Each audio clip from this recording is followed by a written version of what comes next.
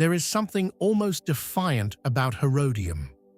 It rises from the Judean desert like a fist pressed upward through the earth, a truncated cone of pale stone and packed rubble that stands apart from every other hill on that ancient, sun-bleached landscape. To a traveler approaching from the south, it looks almost natural. Almost. But nothing about Herodium was ever an accident. It was built by a man who trusted very few people and feared almost everyone. Herod the Great, king of Judea under Roman patronage, architect of impossible things, and one of antiquity's most paradoxical figures, ordered its construction around 23 BCE. He would go on to build the Second Temple Mount in Jerusalem, a harbor at Caesarea Maritima that astonished the ancient world, and a desert fortress at Masada that still astonishes visitors today. But Herodium held a different kind of importance. According to the Jewish historian Josephus, writing roughly a century after the king's death, Herod chose this place for his own burial. It was not merely a fortress or a palace. It was meant to be a monument to himself, visible for miles, standing long after he was gone. Whether that actually happened, where exactly he was buried, and how, remained one of the more stubborn mysteries in Near Eastern archaeology for nearly 2,000 years. The site sits about 12 kilometers south of Jerusalem, in the West Bank, at an elevation of roughly 758 meters above sea level. The hill itself is artificial, at least in part. Herod's engineers appear to have raised the natural prominence using enormous quantities of fill, transforming it into a nearly perfect cone that housed a cylindrical palace complex at its summit. This was not simply construction, it was landscape manipulation, on a scale that required thousands of workers, sophisticated logistical planning, and an ambition that bordered on the theological. Inside the cone, archaeologists have uncovered the remains of a circular palace ringed by towers, 3 semicircular and 1 full round tower at the eastern end, along with elaborate Roman-style bathhouses, frescoed reception halls, and a triclinium, a formal dining room, decorated in the ornate style fashionable among the Roman elite of the period. Below the summit, an entire lower city spread across the base of the hill, complete with a vast pool that may have functioned as a reservoir, gardens, and colonnaded walkways. This was not a military outpost. It was a statement. But the central question, where was Herod buried, eluded researchers for generations. It was not for lack of effort. Josephus wrote that the king's body was carried in a procession of considerable ceremony from Jericho to Herodium, placed on a golden bier, and interred with great honors. Yet no tomb matching that description was identified until 2007, when the Israeli archaeologist Ehud Netzer, who had spent more than 3 decades excavating the site, announced the discovery of a mausoleum on the northeastern slope of the hill. 3 sarcophagi were found shattered, possibly in a deliberate act of desecration by Jewish rebels during the Great Revolt against Rome in the late 1st century CE. One of them, a reddish limestone sarcophagus of exceptional quality, decorated with rosette carvings, was proposed by Netzer as the container that once held Herod's remains. The identification is not without dispute. Some scholars have questioned whether the evidence conclusively ties the tomb to Herod himself rather than a member of his court or family. The sarcophagus was found in fragments rather than in situ. Inscriptions were absent. What Netzer presented was a highly persuasive archaeological argument. Rich architectural context, location consistent with Josephus, quality of craftsmanship suited to royalty, but not an incontrovertible proof. Science rarely delivers those in the ancient world. It delivers probabilities, and this one is considered strong by most specialists in the field. Ehud Netzer did not live to see the full debate resolved. He died in 2010, following a fall at the site he had spent much of his career excavating. The excavation continues under other scholars, and each season adds new detail to a picture of a palace tomb complex that was, by almost any ancient standard, extraordinary. What makes Herodium worth returning to, beyond its dramatic silhouette and its association with one of history's most complicated rulers, is what it represents about the relationship between power and permanence. Herod built a hill. He literally manufactured geography in order to ensure that this one spot on Earth would outlast him, would carry his name and his form into whatever future awaited. Many rulers in antiquity built tombs. Far fewer reshaped the actual landscape around them to guarantee visibility across centuries. He was deeply Roman in his tastes and deeply Jewish in his official identity, trusted by Augustus but never fully embraced, feared by the population he ruled, and described by Josephus in terms that toggle between grudging admiration and sharp condemnation. He was a man who understood architecture the way some rulers understand armies, as an extension of will, as a projection of legitimacy that could survive the fragility of political alliances. Herodium is the clearest expression of that understanding. It stands today, much as it stood in the early Roman period, eroded, partially excavated, but unmistakably present on the horizon of the Judean desert. A hill that was never quite natural, a monument that was never quite finished, a tomb whose occupant we cannot fully confirm. That ambiguity, it turns out, is entirely fitting for the man it was built to honor. That impulse to impose human will upon the natural world, to say through stone and earth and sheer labor, I was here and I mattered, did not belong to any one civilization or any one century. It traveled independently across oceans and continents, surfacing in places that never knew of each other's existence. The jungle of northern Guatemala is about as far from the Judean desert as the ancient world could manage. And yet somewhere beneath its canopy, the same ambition was at work. You do not see Tikal until you are almost inside it. The forest comes first, dense, layered, loud, with birds and insects, smelling of wet soil and decomposing vegetation. The trees in this part of the Perperikon region grow tall and close, and they have had more than 1,000 years to reclaim what was once one of the largest cities in the pre-Columbian Americas. Then, without much warning, the canopy breaks and a limestone pyramid rises before you, steep, narrow, crowned with a roof comb that pushes it above the surrounding trees, like a signal tower aimed at the sky. At Tikal, there are 6 of these great temple pyramids.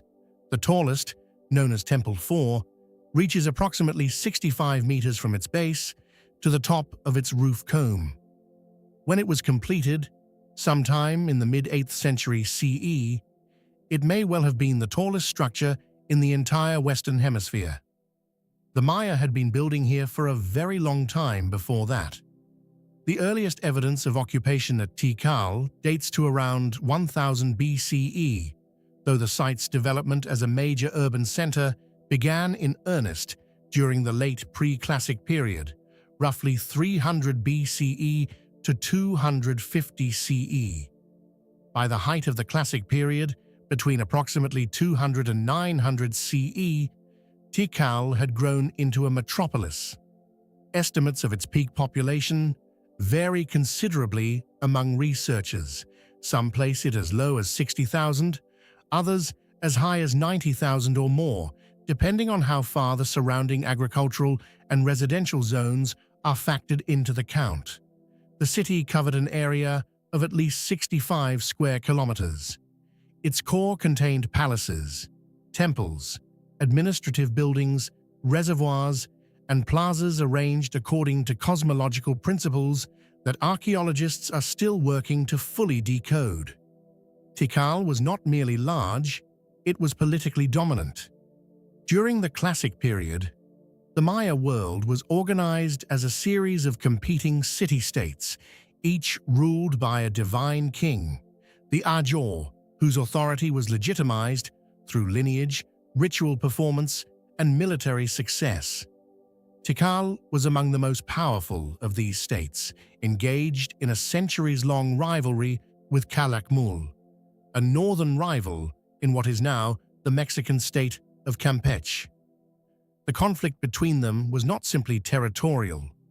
It involved shifting alliances with smaller cities, diplomatic marriages, proxy wars, and periods of dramatic reversal. In 562 CE, Calakmul engineered a coalition that defeated Tikal militarily, an event recorded in Maya inscriptions as a Star War, a term scholars interpret as a particularly decisive form of conflict. Tikal entered a period of reduced power and reduced monument construction that lasted for over a century.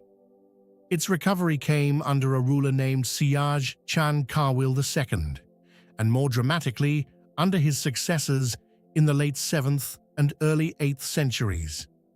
The great temple pyramids that now define Tikal's skyline were products of this resurgence, particularly the reigns of Jasor Chan Kawil I and his son Yikin Chan Kawil, who appear to have competed with each other and with Calakmul through the language of monumental construction. Temple 1, which faces Temple 2 across the Great Plaza, was built as a funerary monument for Jasor Chan Kawil I, who died around 734 CE. His tomb was discovered beneath the pyramid in 1962. It contained jade ornaments, carved bone, pottery, and the remains of the king himself, a burial assemblage that confirmed what Maya inscriptions had long suggested about the relationship between these pyramids and the rulers they commemorated. In this sense, the parallel with Herodium is worth noting quietly. Across vast distance, and across entirely different cultural traditions, powerful men were using artificial mountains to mark their passage through the world. What collapsed at Tikal, and across the Maya lowlands more broadly, between roughly 800 and 900 CE, remains one of the most intensively studied questions in New World archaeology. The so-called classic Maya collapse was not a single event, but a prolonged process of political fragmentation, population decline, and cessation of monument construction that affected dozens of cities across the region. The causes are debated, and most researchers today favor a combination of factors: prolonged drought cycles, documented through lake sediment cores and other paleoclimate proxies, warfare, and the breakdown of trade networks, agricultural overextension in a fragile tropical environment, and the erosion of the ideological authority that had sustained the Ajah system for centuries. Tikal was largely abandoned by the 10th century. The forest moved in. Spanish colonial expeditions passed through the Perperikon in the 16th and 17th centuries without reporting the ruins, which suggests the jungle had already swallowed most of the visible structures. The site was formally recorded by a Guatemalan government expedition in 1848, though local communities in the region had knowledge of it long before then. Systematic archaeological work began in the 1950s through the University of Pennsylvania, in one of the most ambitious excavation projects undertaken in the Americas at that time. What those decades of work revealed was a city of extraordinary complexity, a place where urban planning, astronomical knowledge, hydraulic engineering, and artistic production were woven together at a scale that continues to reshape scholarly understanding of what pre-Columbian civilization was capable of achieving.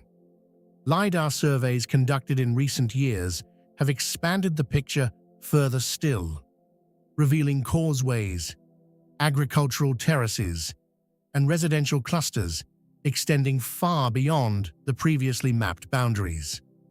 Tikal, it turns out, was even larger than we thought. The jungle keeps giving back what it took. The jungle conceals. That is, in some ways, a mercy. It softens the edges of abandonment, fills silence with sound, and gives the impression that life, at least, continues even where civilization has withdrawn. The Atlantic does something different entirely. It strips everything bare. Standing at Dun Aonghasa, on the outermost edge of Ynys Mawr, the largest of the Aran Islands off the western coast of Ireland, there is nothing between you and North America but 3,000 miles of open ocean. The wind here is not a background condition. It is a presence, constant, physical, occasionally violent, and the limestone pavement beneath your feet is scraped clean of almost everything except a few hardy plants pressing into the cracks. It is one of the most exposed places in all of Europe, and on the very lip of a cliff that drops nearly 90 meters straight into the sea, someone built a fortress. Why anyone would choose this particular location and what they intended by it has occupied researchers for well over a century without arriving at a fully satisfying answer. Dun Aonghasa is a stone fort, or more precisely, a series of concentric stone enclosures arranged in a roughly D-shaped plan, with the cliff edge serving as the fourth wall of the innermost enclosure.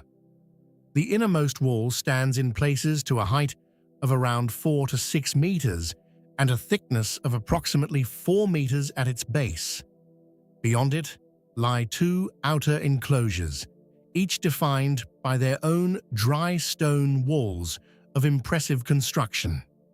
And immediately outside the middle enclosure, in a band roughly 30 meters wide, stands one of the more remarkable defensive features in prehistoric Europe: a chevaux de frise, a dense field of sharp limestone pillars set upright into the ground at irregular angles, designed to slow, trip, or channel any approaching force. The site dates, in its primary construction phases, to the Late Bronze Age and Early Iron Age, broadly between 1100 and 800 BCE, with evidence of activity extending into the early medieval period. It is listed as a National Monument of Ireland and has been studied intermittently since the 19th century, when antiquarians first began documenting the stone monuments of the Aran Islands with serious attention. The name itself carries an older layer. In Irish tradition, the fort is associated with a mythological people called the Fia Bolg, and the name Aonghasa is linked to a legendary chieftain. But mythology and archaeology rarely map onto each other cleanly, and scholars are careful to treat the folk traditions surrounding the site as culturally significant without treating them as historical records. What the archaeology can confirm is human occupation on Ynys Mawr, stretching back at least 4,000 years, and a pattern of monument construction that places these islands within a broader Atlantic Bronze Age network connecting communities along the western coasts of Ireland, Britain, and continental Europe. The central interpretive question at Dun Aonghasa is deceptively simple. What was it for? The obvious answer is defense. The chevaux de frise speaks directly to that function. It is an unambiguous military obstacle, and similar features appear at Iron Age sites in Spain and Scotland, suggesting shared tactical knowledge or parallel development across the Atlantic fringe. The massive walls reinforce the impression of a fortification designed to resist attack. And the cliff edge, far from being a liability, effectively eliminates the possibility of assault from the seaward side, reducing the perimeter that defenders needed to protect.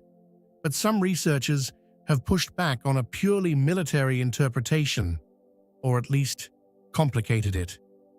The siting of the innermost enclosure directly against a sheer cliff raises a practical concern. If the structure were purely defensive, the cliff edge represents a catastrophic hazard for the people sheltering inside. There is no barrier between the interior of the innermost enclosure and the drop. In a chaotic night engagement, in poor visibility, or under the kind of pressure a genuine siege would produce, people would go over. That seems like an extraordinary design flaw for a military architect, unless the cliff edge was not a flaw, but a feature, serving some purpose that modern categories of defense and ceremony do not cleanly separate. Some archaeologists have proposed that Dun Aonghasa functioned as a ceremonial or ritual space, perhaps connected to the threshold between land and sea, between the known world and whatever lay beyond it. The Western Ocean held enormous symbolic weight in Irish and broader Atlantic cosmology. It was the direction of the dead, of the other world, of passage. A structure placed precisely at that threshold, overlooking that expanse, might have carried meaning that was simultaneously practical and sacred, in the way that many ancient monuments refuse to be one thing only.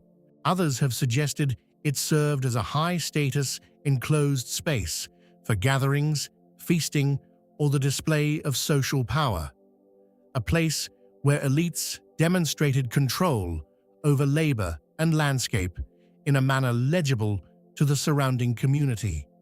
The honest position, and the one most archaeologists currently hold, is that Dun Aonghasa was probably all of these things at different points in its long history. Monuments of this kind are rarely built for a single purpose and rarely used the same way across the centuries. The people who added the chevaux de frise may have had entirely different intentions from those who first laid the inner walls. The site accumulated meaning the way the cliff accumulated weather, layer by layer, season by season. What is not in serious dispute is the scale of the achievement. Constructing walls of this mass, on this terrain, using dry stone techniques without mortar, required a degree of communal organization and technical knowledge that speaks to a sophisticated society. The Aran Islands are not rich in resources by any obvious measure. The soil is thin, the climate ungenerous, the location peripheral to the major population centers of Bronze Age Ireland. And yet the people who lived here raised one of the most dramatic monuments in Atlantic Europe and placed it, deliberately and defiantly, at the very edge of the world they knew. That choice, to build not in a sheltered valley or a fertile plain, but on a cliff above a restless sea, says something about them that no inscription could improve upon. The edge of the known world has always provoked a particular kind of ambition in those who live near it. At Dun Aonghasa, that edge was literal, a cliff above open water, a boundary between the terrestrial and whatever lay beyond. But ambition does not require a dramatic precipice. Sometimes it operates in the middle of a plain, in full view of everything, with nothing to hide behind and no natural feature to borrow grandeur from. In those cases, the architecture itself must do all the work. Tiryns does all the work. It sits on a low limestone ridge in the northeastern Peloponnese, rising only about 18 meters above the surrounding plain. A modest elevation that would be entirely unremarkable if what stood on top of it were not among the most massive stone constructions in the prehistoric Aegean. The walls of Tiryns are built from blocks of limestone so enormous that later Greeks, encountering them centuries after the civilization that raised them had collapsed, concluded that only giants could have moved such stones. They called them cyclopean walls, after the one-eyed giants of their mythology. The name has stayed in the archaeological vocabulary ever since, used today to describe any prehistoric masonry built from massive, irregularly shaped boulders fitted together without mortar. At Tiryns, those walls reach a thickness of up to 17 meters in places. They contain interior galleries, corbelled passages running through the body of the wall itself, roofed with overlapping stone slabs that create a rough arch, large enough to walk through. Their purpose is debated: storage, shelter for guards, structural reinforcement, or some combination. What is not debated is the engineering competence required to build them. These are not the walls of people who were learning as they went. Tiryns was a major center of Mycenaean civilization, the Bronze Age culture that dominated mainland Greece and much of the Aegean between roughly 1600 and 1100 BCE. The Mycenaeans were the civilization that Homer, writing centuries later, was reaching back toward in the Iliad and the Odyssey, a warrior culture of palace economies, long-distance trade, and bureaucratic administration recorded in the earliest known form of written Greek, a syllabic script called Linear B. Mycenaean palaces have been identified at several sites across the Greek mainland, including Mycenae itself, Pylos, Athens, and Thebes. Tiryns is one of the most extensively preserved.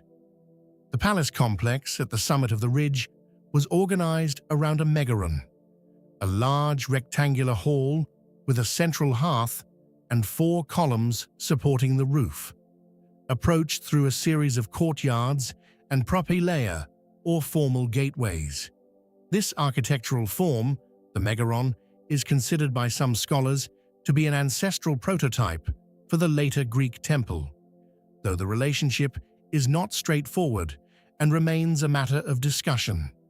What is clear is that the megaron at Tiryns was the ceremonial and administrative heart of the settlement, the space where the ruler, the one-ax in Linear B terminology, received guests, conducted rituals, and projected authority. The walls that surrounded and defined this complex were not built all at once. Archaeological investigation, most extensively conducted by the German Archaeological Institute over more than a century of work, beginning in the 1880s under Heinrich Schliemann and continuing under Wilhelm Dörpfeld, and subsequent generations of researchers, has revealed that Tiryns grew in stages. The earliest fortification walls date to the 15th century BCE. The most massive construction phases, producing the walls visible today, belong to the 14th and 13th centuries BCE, a period of expansion and intensification across the Mycenaean world that preceded its eventual collapse. That collapse, occurring around 1200 to 1150 BCE, was catastrophic and still not fully explained. The palace at Tiryns was destroyed by fire. Similar destruction layers appear at Mycenae, Pylos, and sites across the eastern Mediterranean in what has come to be called the Late Bronze Age collapse, one of the most dramatic civilizational disruptions in ancient history. Among the proposed causes are invasions by the so-called Sea Peoples recorded in Egyptian texts, climate-driven drought and agricultural failure, internal social unrest, and the breakdown of palace redistribution systems, earthquakes, and the disruption of the long-distance trade networks upon which Mycenaean palatial economies depended. Most current scholarship leans toward a systems collapse model, the idea that no single cause was sufficient. but that the interaction of several stresses simultaneously overwhelmed societies that were already highly complex and therefore fragile. The destruction at Tiryns fits this picture. Interestingly, there is evidence that some occupation continued at the site after the palace burned, a post-palatial community that lived within the ruins for generations, adapting the massive walls to new and reduced circumstances. That image carries a particular weight. People sheltering inside walls, built by a civilization they no longer fully understood, in rooms whose original functions had been forgotten, surrounded by the physical evidence of an achievement they could not replicate. Later Greeks would stand before those same walls and reach for mythology to explain them, because no other explanation seemed adequate. It is worth pausing on that. The cyclopean walls of Tiryns were so far beyond the construction capacity of the archaic and classical Greeks who later encountered them that a rational explanation felt insufficient. Giants must have built them. The real builders, the Mycenaean engineers and the laborers they organized, the palace administrators who coordinated the logistics, the quarrymen who moved limestone blocks weighing several tons across terrain without wheeled vehicles, had vanished so completely from cultural memory that their work became myth. Archaeology gave them back their names. Not personal names, those are still largely lost, but the name of their civilization, their writing system, their trade routes, their political structure, and the broad outlines of how they lived and why they built what they built. The walls are still there, 17 meters thick in places, still standing on that low ridge above the Argive plain, 2.5 centuries after the palace that they protected burned to the ground. Civilizations fall, and what they leave behind gets reinterpreted by everyone who comes after. The Greeks who stared up at Tiryns and reached for the myth of giants were doing something deeply human, filling the silence left by a vanished world with the most compelling story available to them. That instinct to lay a new meaning onto old stone is not a failure of understanding. It is, in many ways, how sacred places are made. Some sites accumulate so many layers of human meaning across so many different cultures and centuries that separating the original purpose from everything added afterward becomes nearly impossible. Perperikon is one of those places. It rises from the eastern Rhodope Mountains of southern Bulgaria, a mass of natural rhodopite rock, a pinkish volcanic stone, carved and shaped by human hands into a complex of such ambition and such antiquity that Bulgarian archaeologists have spent decades trying to establish just how far back the occupation actually goes. The site sits at an elevation of roughly 470 meters, commanding wide views across the surrounding mountain terrain.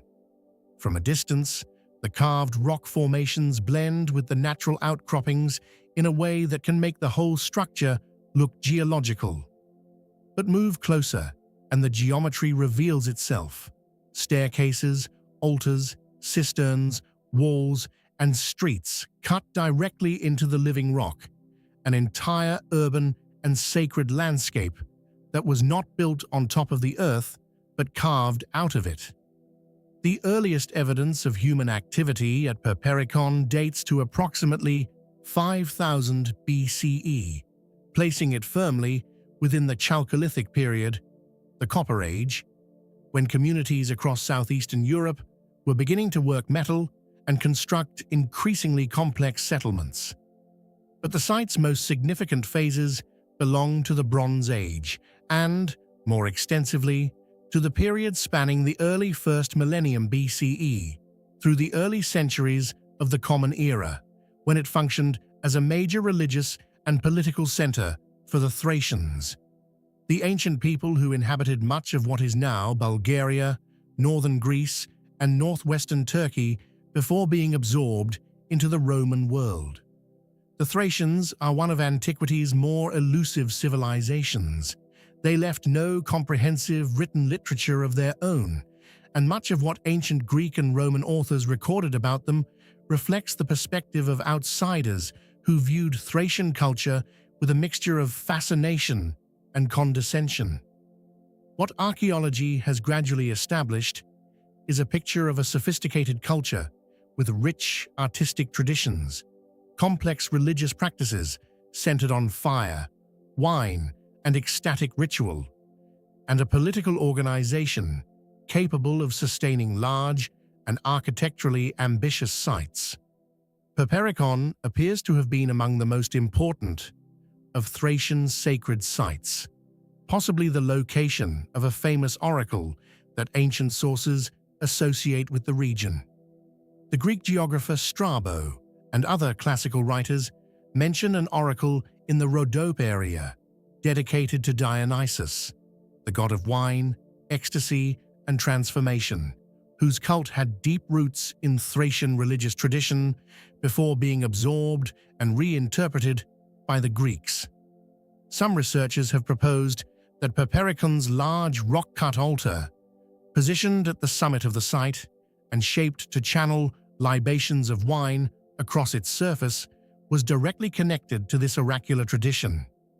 The altar's design, a shallow basin carved into the rock with channels leading to a lower depression, is consistent with ritual wine pouring on a significant scale. The most dramatic claim associated with this identification comes from an ancient story recorded by Arrian, the 2nd century CE Greek historian, who wrote that Alexander the Great's father, Philip II of Macedon, received a prophecy at a Dionysian oracle in the Rhodope region predicting that his son would conquer the world. Whether this oracle was at Perperikon specifically cannot be confirmed from the surviving evidence, and scholars treat the connection as plausible but unproven. What it illustrates is the regional reputation that this mountain sanctuary apparently held, significant enough to attract the attention of Macedonian royalty and to leave traces in the historical record centuries after the fact. The site continued to be occupied and elaborated under successive cultural influences. A fortified Thracian city developed here during the 1st centuries BCE and CE, with stone-paved streets, large residential buildings, and what appears to have been a substantial permanent population rather than a purely seasonal or ritual gathering place. When the Romans consolidated control over Thrace in the 1st century CE, Perperikon did not simply disappear. It adapted, as durable sites tend to do. Following the Christianization of the Roman Empire, the site's pagan sanctuary was repurposed. A large basilica was constructed at the summit in the early Byzantine period, its foundation walls incorporating and overwriting the earlier Thracian structures in a pattern of religious supersession visible at sacred sites across the ancient world. The church builders were doing what the Thracians before them had done, claiming the power of the place by stamping their own cosmology onto it. After the Byzantine period, the site gradually fell into disuse and was eventually lost to vegetation and memory, at least in the scholarly record.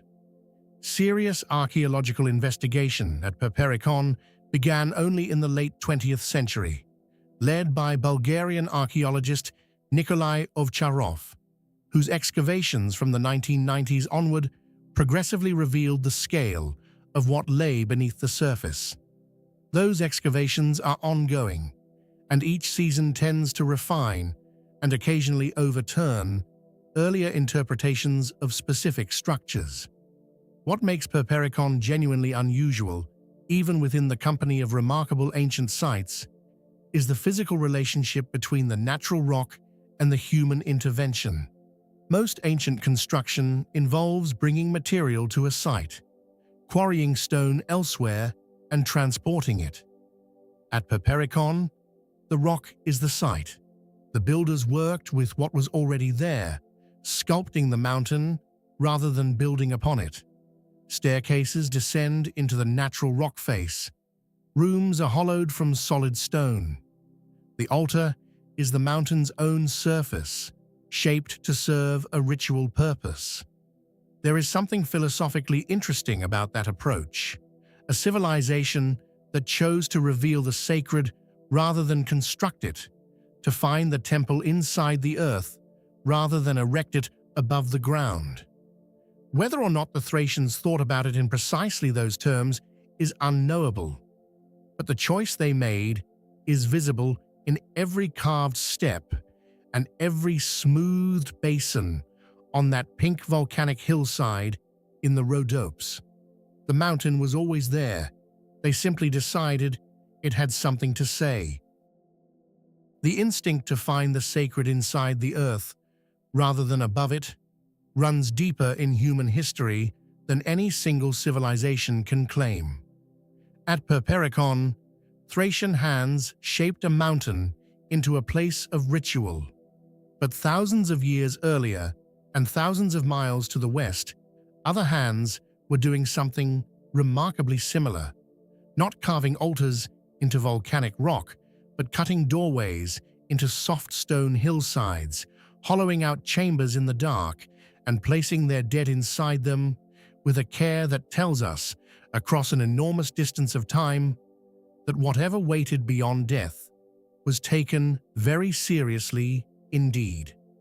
Sardinia holds more ancient monuments per square kilometer than almost anywhere else in the Mediterranean. The island's prehistory is dense and layered, stretching from Neolithic farming communities through the Bronze Age culture known as the Nuragic civilization. Builders of the distinctive truncated stone towers called nuraghi that dot the Sardinian landscape in their thousands. But before the nuraghi, before the Bronze Age reorganized the island's social and architectural priorities, there were the Domus de Janas. The name is Sardinian, and it translates roughly as houses of the fairies, or sometimes houses of the witches, Jana being a local term for a supernatural female figure, a spirit associated in folk tradition with caves, thresholds, and the boundary between the living world and whatever lies beneath it. The name is medieval in origin, applied by communities who encountered these small, dark chambers cut into the rock and reached for the only explanatory framework available to them. The actual builders lived between approximately 4000 and 2700 BCE, during the Neolithic and Copper Age periods, and they almost certainly had no knowledge of the folklore that would eventually attach itself to their work. There are more than 2,400 documented Domus de Janas across Sardinia, distributed across much of the island, but concentrated particularly in the central and northern regions. They are rock-cut tombs, hypogea in archaeological terminology, carved from the soft limestone and sandstone outcroppings that characterize much of the Sardinian interior. In their simplest form, they consist of a single small chamber accessed through a low doorway.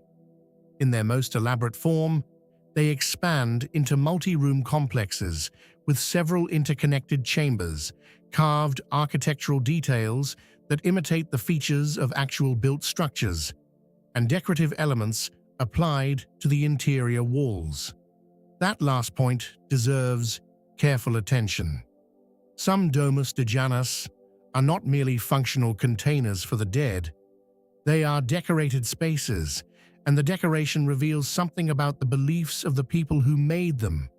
The most striking motif found in several of these tombs is a carved representation of bull horns, or more precisely, a stylized bucrania, the frontal image of a bull's head, rendered in low relief on the walls or ceiling of the chamber. Bull symbolism appears widely across Neolithic Europe and the ancient Mediterranean, associated in various contexts with male power, fertility, solar cycles, and the divine. In the Sardinian tombs, the bucrania seem to have carried specific ritual significance connected to death and regeneration. The bull as a symbol of the life force that persisted beyond physical death, perhaps, or as a protective presence for the deceased. Some chambers also preserve traces of red ochre pigment applied to the walls, a practice with deep roots in prehistoric burial traditions across Europe and beyond. Red ochre, iron oxide ground to a powder, was used in mortuary contexts stretching back tens of thousands of years, and its presence in the Domus de Janas connects these Sardinian tombs to a broader prehistoric understanding of red as the color of blood, of life, of whatever animating force distinguished the living from the dead. The tombs were collective burial spaces. Skeletal remains found inside them typically represent multiple individuals deposited over extended periods, sometimes across several generations, suggesting that these were not monuments to single rulers or elite individuals, but communal repositories maintained by family or clan groups over long stretches of time. Grave goods found within them include pottery, stone tools, obsidian blades, the obsidian likely sourced from the island of Lipari to the north, indicating participation in wider Mediterranean exchange networks, and personal ornaments of various kinds. Interpreting what the Domus de Janas meant to the living communities that maintained them requires a degree of caution. Neolithic Sardinia left no written records, and the gap between material evidence and belief system is always significant in prehistoric archaeology. What can be said with reasonable confidence is that the investment of labor involved in carving these tombs, particularly the more elaborate multi-chamber examples, indicates communities for whom the proper treatment of the dead was a serious social and perhaps cosmological obligation. The tombs were not hidden. Many are situated in visible locations, cut into cliff faces or prominent outcroppings, where they would have been known to and recognizable by the surrounding population. The dead were placed inside the earth, but they were not forgotten. Some sites preserve evidence of continued activity at the tomb entrance long after the primary burials were complete. Traces of fire, deposits of animal bone, pottery fragments that suggest periodic ritual activity conducted at the threshold of the tomb rather than inside it. If that interpretation is correct, the Domus de Janas functioned not just as burial places, but as points of ongoing contact between the living and the ancestral dead, locations where the boundary between those two states could be acknowledged, negotiated, and perhaps, in some sense, crossed. The folk tradition that gave these tombs their modern name may have preserved, in distorted form, a memory of exactly that function. The Janas, the supernatural women associated with caves and thresholds, are liminal figures, beings of the in-between. If the communities of medieval Sardinia sensed something uncanny about these rock-cut doorways, something that spoke of passage and transformation, they were perhaps responding to a residue of meaning that the original builders had deliberately inscribed into the landscape. The houses of the fairies were built for the dead, but they were maintained by the living. And in that relationship, in the ongoing conversation between a community and the chambers it had carved into its own earth, something essential about why human beings build at all becomes briefly, quietly legible. The dead in most ancient traditions require walls of their own, boundaries between their world and the living one, thresholds maintained with care and ritual attention. But the living also build walls, and for reasons that are sometimes more complicated than simple defense. A wall can mark territory, yes. It can slow an advancing army, channel movement, concentrate power at points of entry. But it can also declare something about the people who built it, their capacity for organized labor, their sense of where they end and the world begins, their understanding of permanence as a political statement. Some walls are built as much to be seen as to function. Rajgir has one of those walls, and it is among the oldest and most expansive fortification systems anywhere in South Asia. The city of Rajgir sits in the state of Bihar in northeastern India, nested among 5 hills that form a natural bowl in the landscape. It is a place of extraordinary historical density.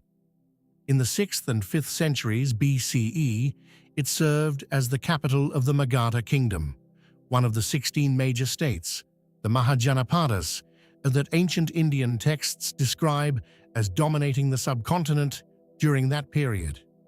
Magadha would eventually become the core from which the Maurya Empire expanded under Chandragupta and reached its greatest extent under Ashoka in the 3rd century BCE. But in Rajgir's earlier phase, before that imperial ambition fully crystallized, the city was already something significant, a political and cultural center where, according to Buddhist and Jain traditions, both Gautama Buddha and Mahavira spent time teaching, debating, and gathering followers. The wall that surrounds the outer perimeter of the ancient city is not a modest construction. It runs for approximately 40 kilometers across the hills and valleys surrounding Rajgir, enclosing an area that includes both the inner city and substantial agricultural and forested land beyond it.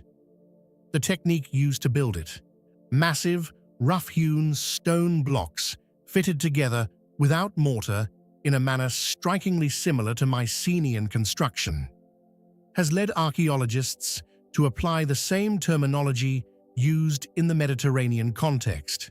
This is, in the Indian scholarly literature, also called a cyclopean wall, though the civilizations involved had no connection to each other whatsoever. The parallel speaks to something universal about the engineering logic of massive stone construction. When you have abundant stone, sufficient labor, and the need for a durable boundary, the technique that emerges tends to look similar regardless of geography. The dating of the Rajgir wall has been a subject of ongoing research and some disagreement. Traditionally associated with the historical period of Magadha's early kings, particularly Bimbisara, who ruled in the late 6th and early 5th centuries BCE and is credited in Buddhist sources with developing Rajgir as a royal capital, some scholars have proposed that portions of the wall may be older, potentially extending back into the late 2nd or early 1st millennium BCE. The wall shows evidence of multiple construction phases, with different sections built at different times and in somewhat different styles, which complicates any attempt to assign it a single date of origin. What is broadly accepted is that the wall was a substantial ongoing project, maintained and extended across generations rather than completed in a single campaign of construction. The labor investment required to build 40 kilometers of stone wall across hilly terrain, quarrying the rock, transporting it, fitting the massive blocks into stable courses without mortar, implies a level of political organization capable of directing large workforces over extended periods. That kind of organizational capacity is itself historically significant, independent of whatever military function the wall served. The military question is genuinely interesting. 40 kilometers is a very long perimeter to defend. Most military historians and archaeologists who have studied the wall note that it would have required an impractically large garrison to man effectively against a determined assault along its entire length. This has led some researchers to suggest that the wall's primary function may have been as much symbolic and administrative as strictly military, a boundary marker that defined the territory of Rajgir, controlled movement into and out of the city's agricultural hinterland, and projected the power of the Magadha state across the surrounding landscape. A wall that signals the reach of authority, in other words, even when it cannot be fully defended at every point. This interpretation gains some support from the geography of the wall's construction. In the valleys between the hills, where an attacking force would most naturally approach, the wall is more substantial and better preserved. On the steeper hillsides, where the terrain itself provides natural defense, the construction is less massive and sometimes more irregular. The builders appear to have made pragmatic decisions about where to invest the most labor, which suggests they understood the defensive logic of their landscape and were not simply building for appearance alone. The wall was both things simultaneously: a functional fortification where it needed to be and a territorial declaration everywhere else. Rajgir's significance extends beyond its walls in ways that make the site unusually rich for a single location. The hot springs at Venuvan, the bamboo grove where Buddhist texts place some of the earliest monastic communities, the surrounding hills associated with specific episodes in Jain and Buddhist hagiography, all of these have drawn pilgrims and visitors for more than 2 millennia and continue to do so today. The city sits at the intersection of political history, religious tradition, and archaeological evidence in a way that makes clean, analytical separation between those categories nearly impossible. What the wall itself communicates, standing on those Bihari hills after 25 or more centuries, is something about the relationship between geography and ambition. The 5 hills that surround Rajgir created a natural fortress, but the people of Magadha chose not to rely on nature alone.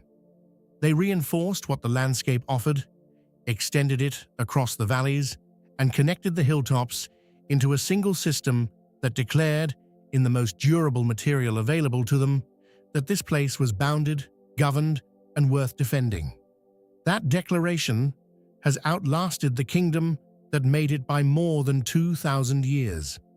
The wall is still there, in varying states of preservation, running across terrain that has changed very little since the time of Bimbisara. Pilgrims still walk the hills, the hot springs still flow, and the stones, fitted together without mortar by hands that belonged to a world before writing had fully settled into the subcontinent's administrative life, hold their positions against the Bihar sky with the patient stubbornness of things built to last. Walls built without mortar, fitted stone against stone, relying on mass and geometry rather than adhesive. That technique appears at Tiryns, at Rajgir, and now again on the southwestern edge of Europe, where the kingdom of Kerry meets the North Atlantic with a coastline so fractured and dramatic that it seems less like a boundary than a conversation between land and sea, conducted at considerable volume. The Irish peninsula of Iveragh, the Dingle Peninsula to its north, and the surrounding highlands of County Kerry contain one of the highest concentrations of prehistoric and early medieval stone monuments in all of Ireland. Among them, the stone forts stand as the most immediately arresting, circular enclosures of dry stone masonry perched on clifftops, headlands, and hillsides with a consistency of placement that suggests the people who built them understood their landscape with an intimacy that went beyond the practical. Kerry's stone forts are not identical to one another, and that variation is itself historically informative. They range from small, single-walled enclosures of modest construction to elaborate multi-valet forts, sites with 2, 3, or even 4 concentric walls, sometimes supplemented with external earthworks, terracing, and additional defensive features that speak to a significant investment of communal labor. Some are perched on coastal promontories where the sea provides natural protection on one or more sides in a manner that recalls the strategic logic of Dun Aonghasa on Ynys Mor, though the Kerry examples tend to be somewhat less dramatically cited. Others occupy inland hilltops, commanding views across valleys and passes in ways that suggest control over movement through the landscape rather than pure coastal defense. The dating of Kerry's stone forts spans a broad range, and pinning specific sites to specific periods remains one of the more challenging aspects of studying this tradition. The monuments cluster broadly within the Iron Age and early medieval period, roughly 500 BCE to 1000 CE, though some enclosures incorporate features suggesting earlier origins, and the reuse and modification of existing structures across multiple centuries complicates any straightforward chronology. Radiocarbon dating of organic material found within or beneath fort walls has helped establish construction sequences at some sites, but many Kerry forts remain undated with precision. Among the most studied is Stegu Fort, located in a sheltered valley near the southern coast of the Ivoric Peninsula. It is a cashel, a dry stone ring fort of exceptional quality, its circular wall standing to a height of roughly 5.5 meters and reaching a thickness of approximately 4 meters at the base. The interior diameter is around 27 meters. What distinguishes Stegu from many comparable sites is the sophistication of its internal stairways, a series of short flights built into the thickness of the wall itself, providing access to the wall walk at the top. This feature implies a level of architectural forethought and construction expertise that goes well beyond functional adequacy. Whoever designed Steg Fort was not simply enclosing a space. They were creating a building. The question of function applies here with the same complexity it did at Dun Aonghasa. The term fort carries military implications that may or may not be appropriate for every site in this tradition. Cashels, the term used specifically for dry stone ring forts as opposed to earthen raths, were built across Ireland in considerable numbers throughout the early medieval period, and scholarly consensus has shifted over the decades toward viewing many of them less as permanent military installations and more as high-status farmsteads, the enclosed residences of local elites who expressed their social standing through the permanence and scale of their enclosures. In this reading, the wall is less a defensive perimeter and more an architectural declaration of rank, a boundary that said to anyone approaching that the people inside were not ordinary.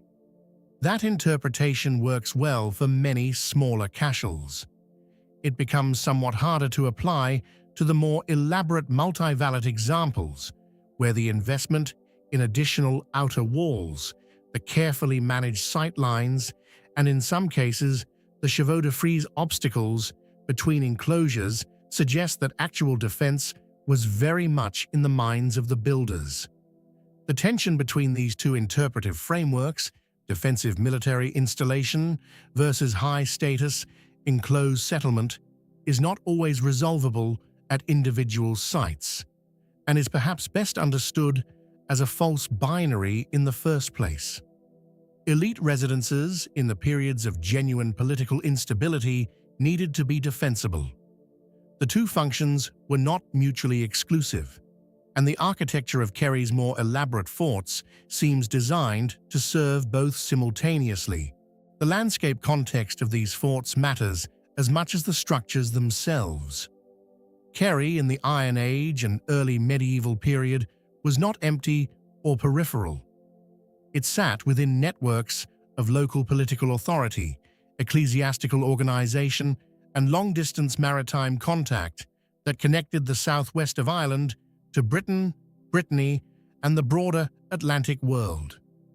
The promontory forts, along the Kerry coast in particular, occupied positions that controlled access to harbors, beaches, and the coastal routes along which goods, people, and ideas moved.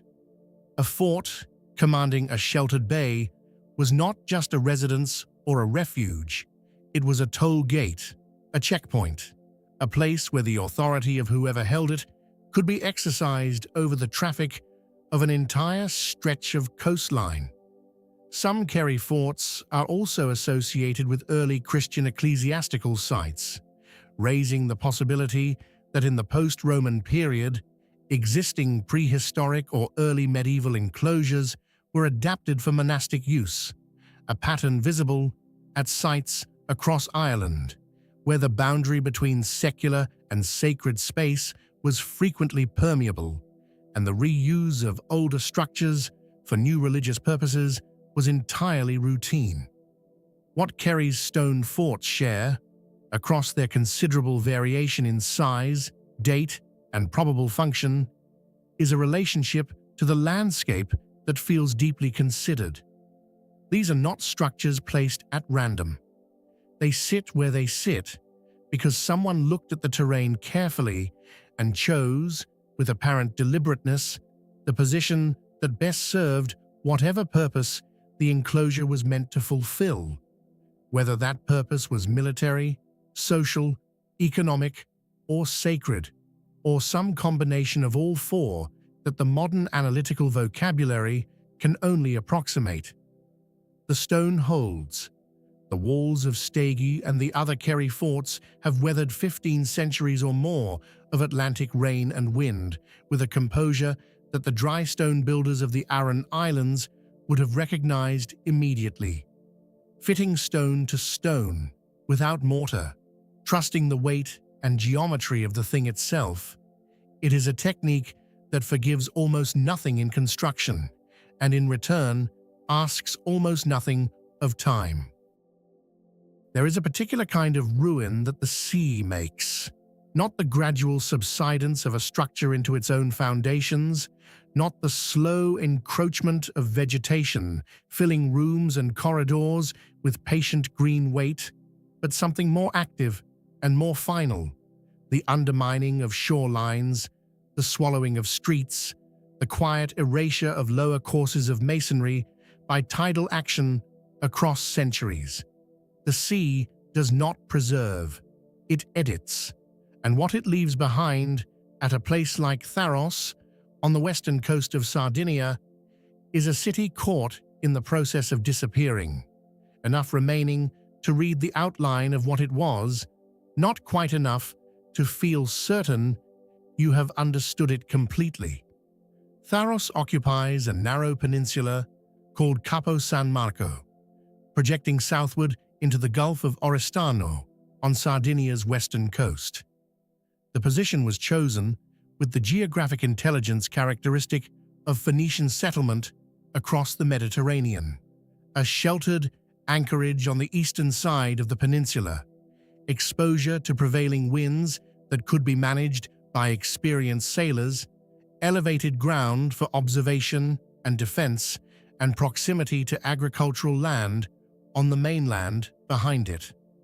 The Phoenicians, those consummate maritime traders of the ancient Levant, established colonies and trading posts across the Mediterranean basin from roughly the 9th century BCE onward, and Tharros was among their Sardinian foundations, probably established sometime around the 8th century BCE, though the precise date remains a matter of ongoing archaeological discussion. Before the Phoenicians arrived, the site was not empty. Nuragic communities, the Bronze Age inhabitants of Sardinia, whose distinctive tower structures still define the island's ancient landscape, had been present in the area for centuries, and there is evidence of nuragic activity at and around the Capo San Marco Peninsula, predating Phoenician settlement. The relationship between incoming Phoenician traders and existing Nuragic populations is one of the more nuanced questions in Sardinian archaeology, and the evidence at Tharros, as at other Phoenician period sites on the island, suggests contact, exchange, and gradual cultural blending, rather than simple displacement or replacement. The Phoenician phase at Tharros established the basic urban framework. The Topet, a sacred enclosure used for votive deposits that is characteristic of Western Phoenician colonial sites, has been identified here, along with evidence of craft production, trade activity, and the architectural conventions of the Levantine colonial tradition. When Carthage, the most powerful of the Phoenician colonial cities, extended its influence over Sardinia in the 6th century BCE, following conflicts with Greek settlers and local resistance, Tharros came under Carthaginian control and continued to develop as a significant urban center. The city's street grid, portions of which are still visible, appears to have been formalized during this Punic period, and several of the more substantial structures currently exposed by excavation belong to the Punic phase of occupation.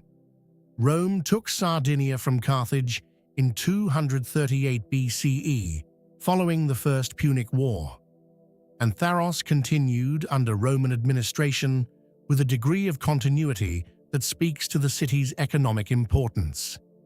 Roman period construction at the site is extensive: a bath complex with characteristic hypocaust heating, a Capitolium temple on the elevated northern portion of the peninsula, colonnaded streets, and the infrastructure of a functioning provincial city are all represented in the visible remains.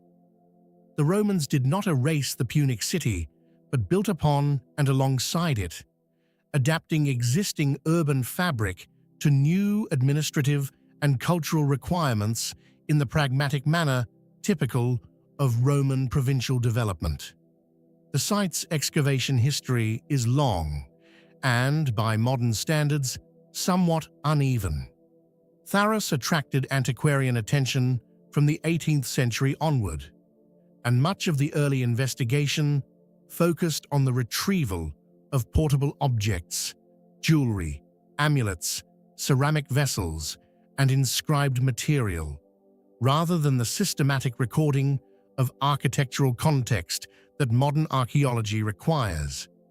Significant quantities of Tharros material entered European museum collections through these early excavations, sometimes with inadequate documentation of precise find spots. The consequences for interpretation are real.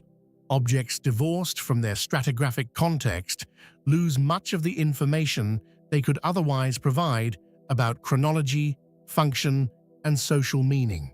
More rigorous systematic excavation, conducted by the Soprintendenza Archaeologica of Sardinia and various academic institutions over recent decades, has substantially improved the picture, though portions of the site remain incompletely investigated and others have been lost to coastal erosion.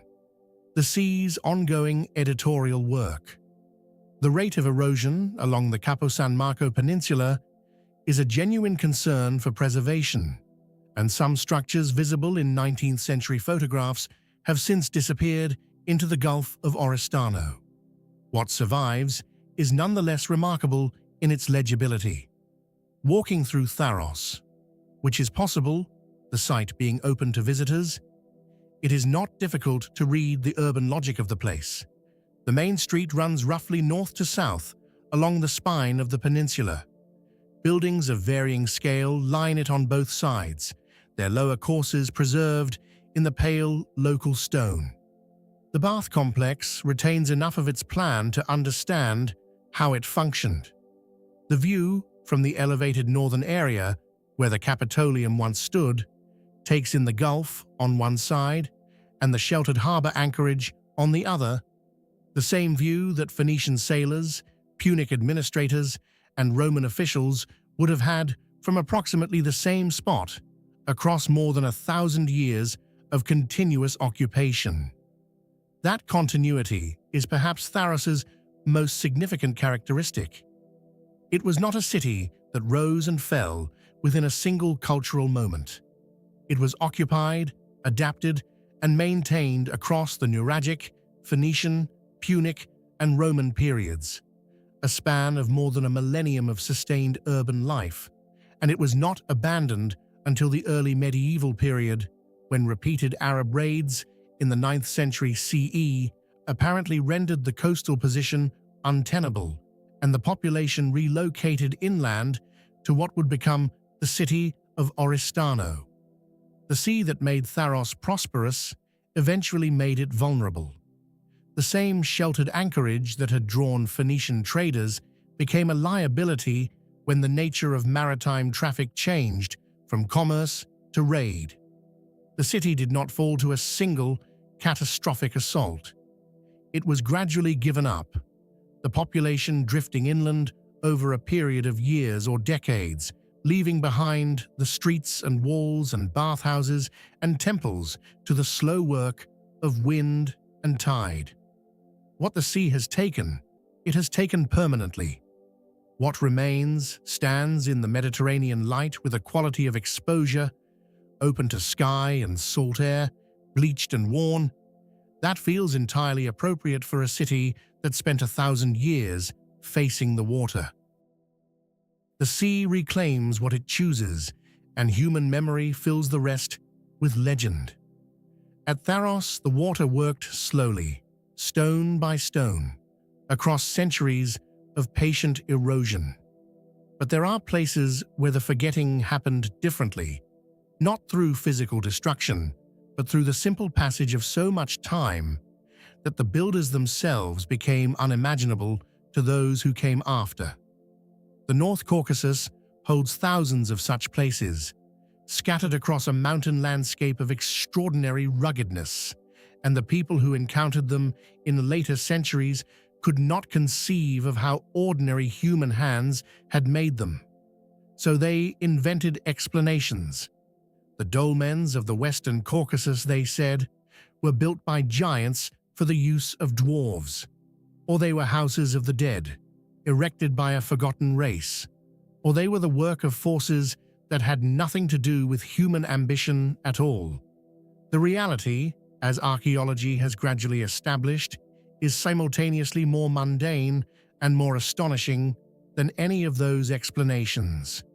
The dolmens of the North Caucasus, concentrated primarily in the Krasnodar region of Russia and the western slopes of the Greater Caucasus Range, extending into parts of Abkhazia, constitute one of the largest and most geographically coherent megalithic traditions in the world. Estimates of the total number of surviving examples range from around 2,500 to more than 3,000, though the full count is complicated by the varying states of preservation across a landscape that is, in places, extremely difficult to access.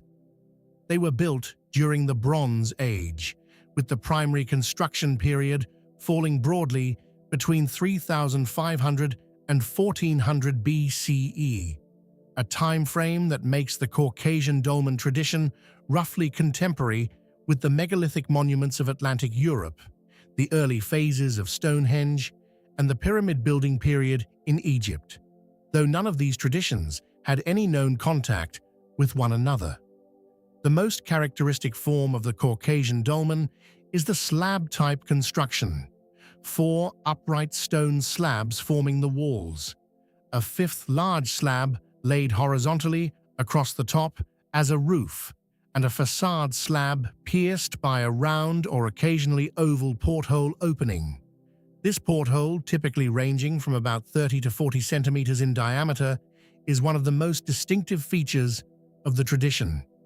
It is large enough for a person to pass objects through, or possibly, with some difficulty, to insert a body, but it is emphatically not a practical entrance for everyday use. The interior of a typical Caucasian dolmen is small, dark, and accessible only through that constrained opening. The function of the porthole has generated considerable discussion.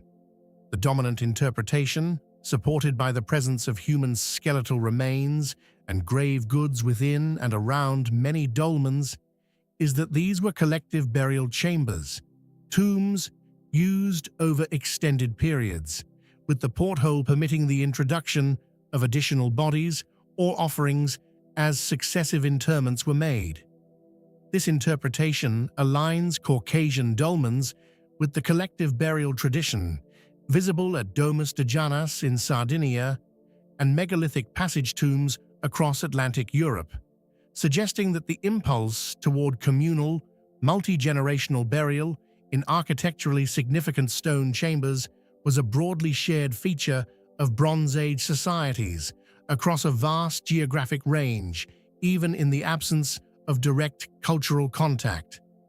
Some researchers have also proposed that the porthole served a ritual function connected to the passage of the soul, a threshold between the world of the living and whatever the builders conceived the afterlife to be. The circular form of the opening, its precise positioning, and in some cases, the careful finishing of its edges suggest that it was not merely a practical feature, but a considered design element. Whether it was meant to allow the spirit of the deceased to pass freely, to permit the living to communicate with the dead, or to serve some other cosmological purpose that the surviving evidence cannot fully illuminate, it was clearly important. Dolmen builders across the Caucasus reproduced it with remarkable consistency across a period of more than 2,000 years. The construction of these monuments raises questions that have not been fully resolved. The stone slabs used in Caucasian dolmens, typically a coarse sandstone quarried from local outcroppings, are substantial, with roofing slabs at some of the larger examples weighing several tons. Moving and positioning such blocks without wheeled vehicles or metal tools across mountain terrain that is frequently steep and densely forested required organized labor, planning, and technical knowledge that left traces in the monuments themselves, but no written record of how it was accomplished. Experimental archaeology has demonstrated that determined groups using wooden sledges, levers, and ropes can move and erect megalithic slabs of considerable weight. But the logistical coordination required to do so consistently across thousands of monuments over 2 millennia implies social structures capable of sustaining that effort across generations. The communities responsible for the Caucasian dolmens are imperfectly understood. They belong to the broader archaeological horizon of the Bronze Age Caucasus, a period characterized by increasing social complexity, metallurgical innovation. The Caucasus was among the earliest regions in the world to develop sophisticated bronze and later iron technology, and participation in exchange networks stretching from the Pontic Steppe to the south into Anatolia and beyond. The dolmen builders were not isolated. They were part of a connected world, even if the connections were indirect and the distances between communities substantial. Many Caucasian dolmens have been damaged or destroyed, both through deliberate human action and through neglect. The construction of roads, agricultural activity, and in some cases deliberate stone robbing for building material have taken a significant toll on the corpus of surviving monuments. Others have been disturbed by treasure hunters, a persistent problem at prehistoric sites worldwide, which has compromised the archaeological integrity of many chambers and made it impossible to recover the contextual information that systematic excavation would otherwise provide. Those that survive intact, and there are still many, retain a quality of presence that is difficult to account for purely in terms of their physical dimensions. They are not large by the standards of megalithic Europe. Stonehenge dwarfs them. The Breton Passage tombs contain chambers of far greater internal volume. But there is something in the precision of the Caucasian dolmen. The careful fitting of the slabs, the deliberate porthole, the way many examples are oriented towards specific points on the horizon that communicates intentionality with unusual force. Someone, roughly 4,000 years ago, in the forested hills above the Black Sea coast, decided that this particular arrangement of 5 stone slabs constituted the appropriate way to honor the dead and mark their passage into whatever came next. Thousands of communities, across a span of more than 20 centuries, agreed with them. The consensus, expressed in sandstone rather than language, has outlasted everything else those communities ever produced.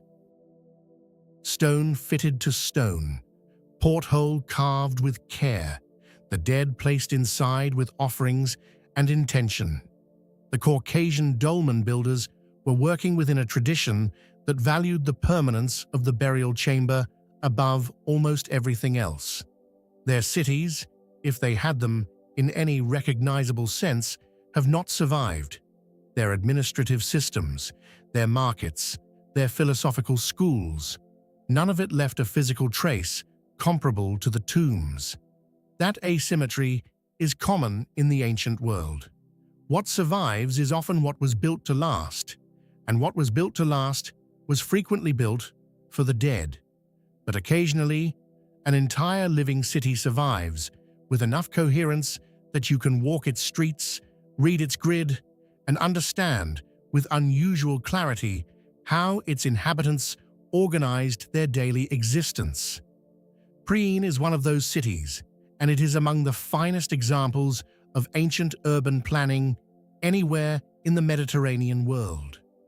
It sits on a terrace cut into the southern slope of Mount Tikal, in what is now the Aydın province of western Turkey, overlooking the broad, flat plain through which the Büyük Menderes River, the ancient meander whose sinuous course gave the English language a verb, winds toward the Aegean.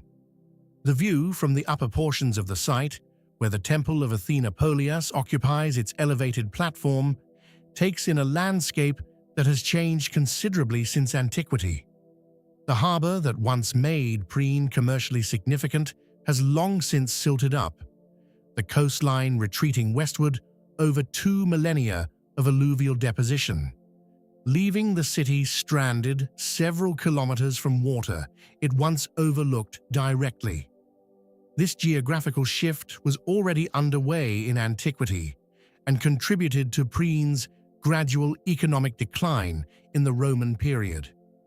The city we see today, or rather the archaeological remains of it, is largely a product of the Hellenistic period, the era following Alexander the Great's campaigns that stretched from the late 4th century BCE through the 1st century BCE, when Greek cultural forms spread across an enormous geographic range, and urban planning became one of the period's signature intellectual preoccupations.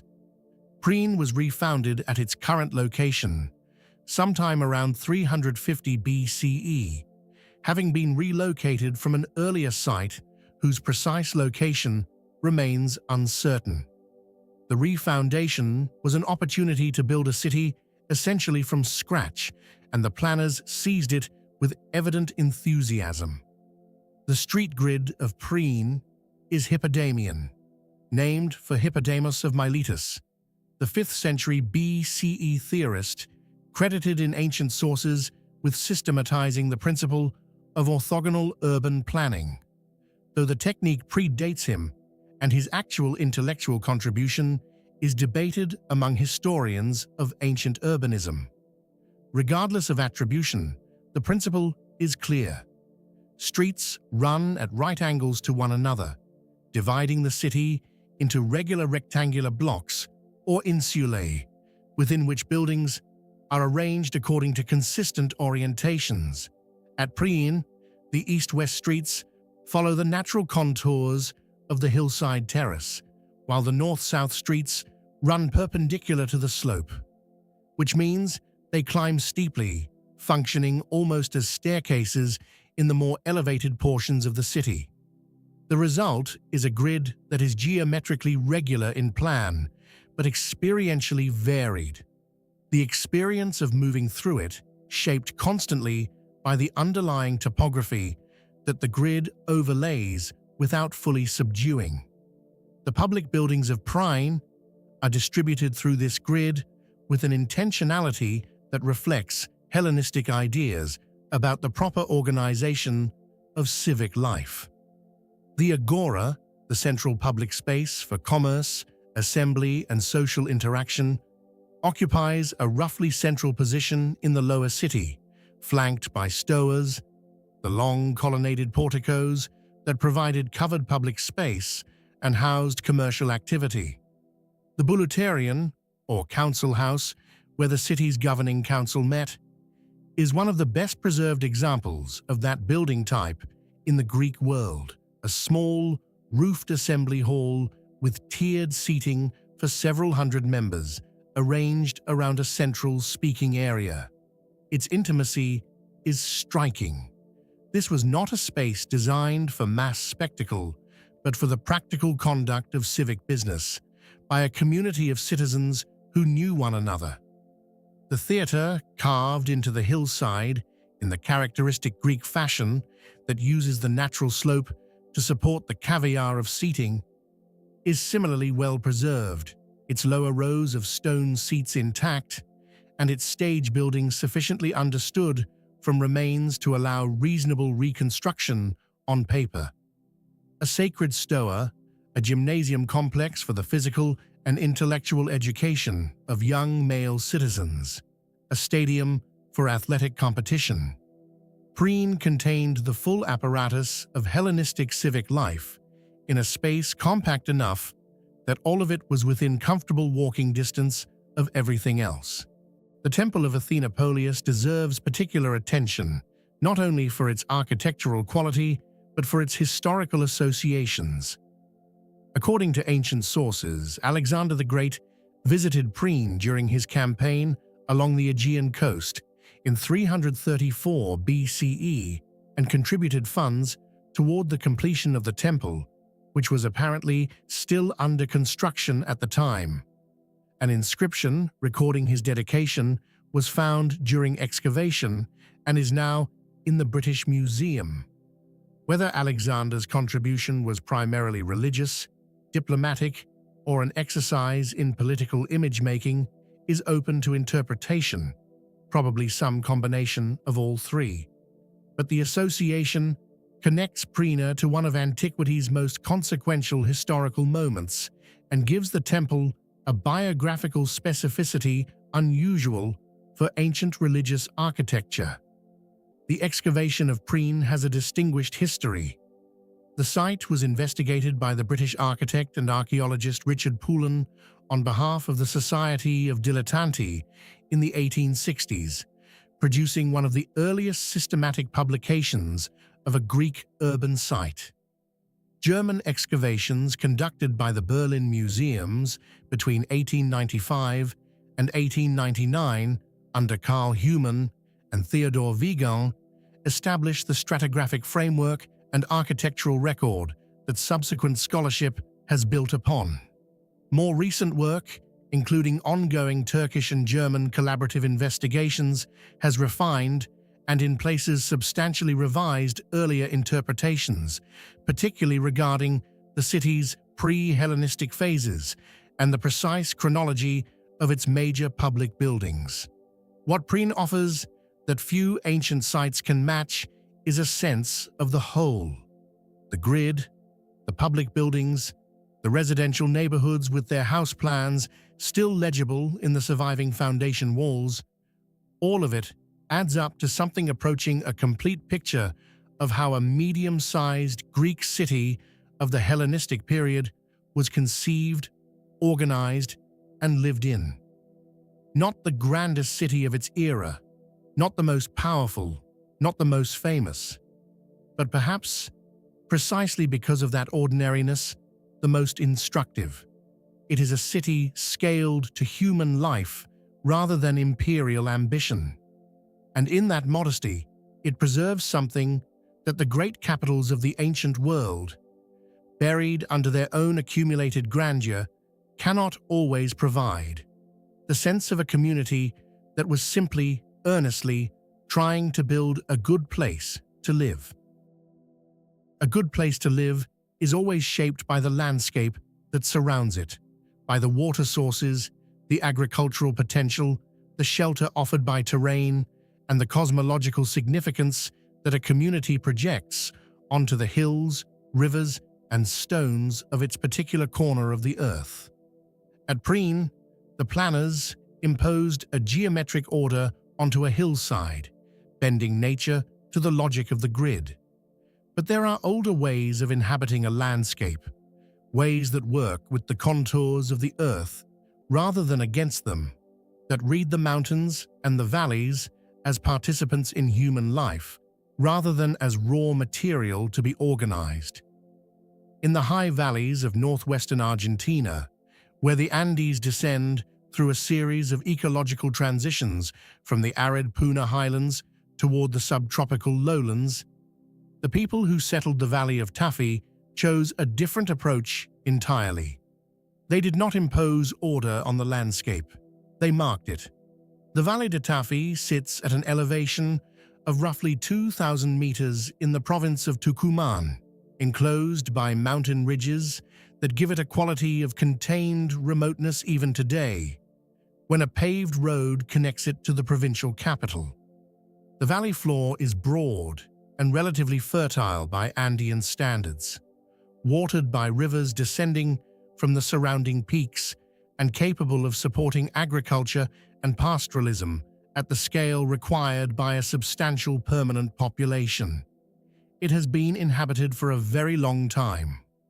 Archaeological evidence places human occupation in the valley at least as far back as the first millennium BCE, and the region's cultural sequence extends continuously through the pre-Columbian period into the present, with indigenous communities maintaining connections to this landscape across more than 2,000 years of unbroken habitation.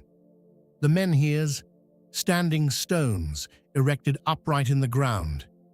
The same basic form found in Brittany, in Britain, across Atlantic Europe, and now here in the South American Andes, are the most visually striking element of Tafí's archaeological heritage.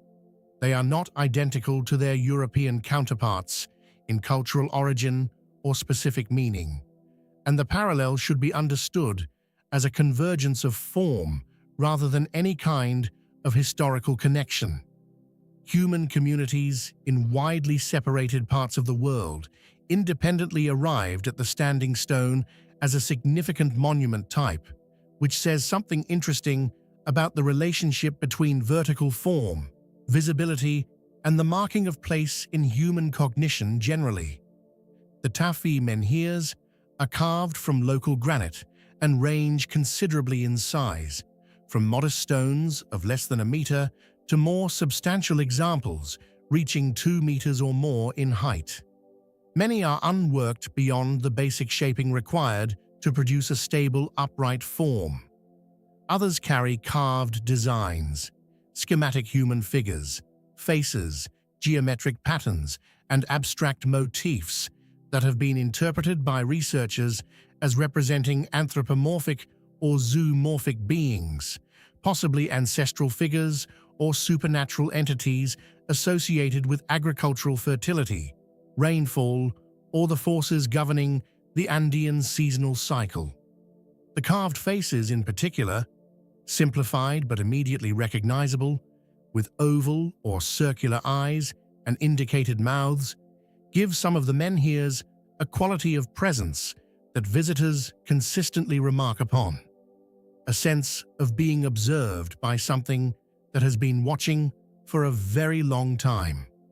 The original archaeological context of many Tafí menhirs has been compromised by a well-intentioned but archaeologically problematic intervention that took place in the 1970s. A collection of menhirs from various locations across the valley was gathered and re-erected at a single site called the Parque de los Menhires, near the town of El Molar, to create a publicly accessible display. The relocation, while it made the stones visible to visitors, destroyed the spatial relationships between individual menhirs and the surrounding landscape features, the agricultural terraces, habitation sites, and natural landmarks relative to which they were originally positioned.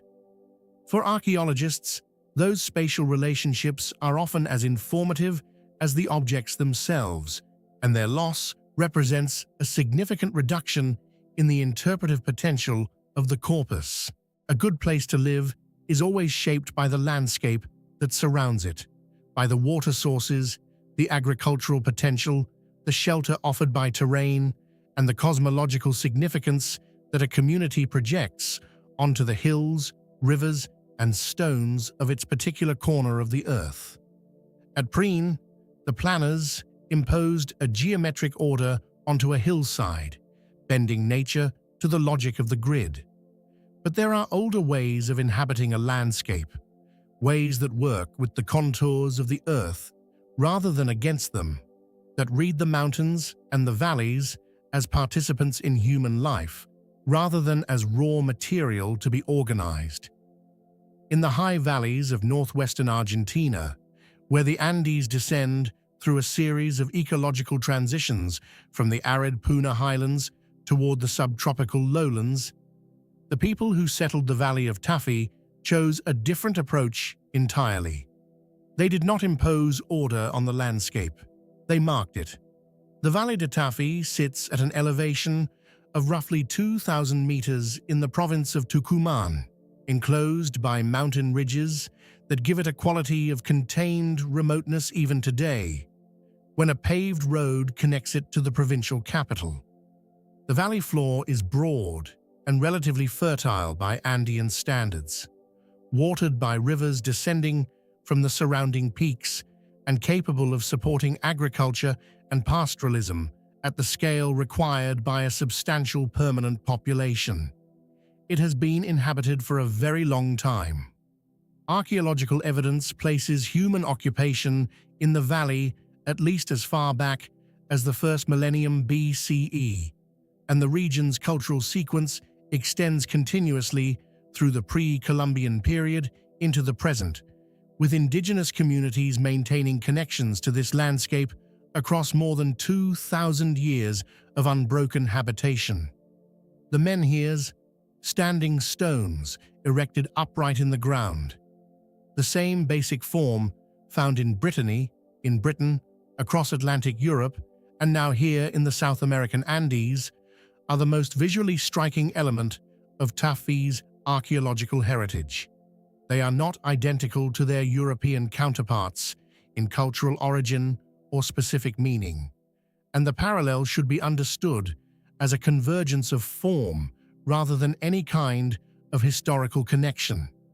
Human communities in widely separated parts of the world independently arrived at the standing stone as a significant monument type, which says something interesting about the relationship between vertical form, visibility, and the marking of place in human cognition generally. The Tafí menhirs are carved from local granite and range considerably in size, from modest stones of less than a meter to more substantial examples reaching 2 meters or more in height. Many are unworked beyond the basic shaping required to produce a stable, upright form. Others carry carved designs, schematic human figures, faces, geometric patterns, and abstract motifs that have been interpreted by researchers as representing anthropomorphic or zoomorphic beings, possibly ancestral figures or supernatural entities associated with agricultural fertility, rainfall, or the forces governing the Andean seasonal cycle. The carved faces in particular, simplified but immediately recognizable, with oval or circular eyes and indicated mouths, give some of the menhirs a quality of presence that visitors consistently remark upon, a sense of being observed by something that has been watching for a very long time. The original archaeological context of many Tafí menhirs has been compromised by a well-intentioned but archaeologically problematic intervention that took place in the 1970s. A collection of menhirs from various locations across the valley was gathered and re-erected at a single site called the Parque de los Menhires, near the town of El Molar, to create a publicly accessible display.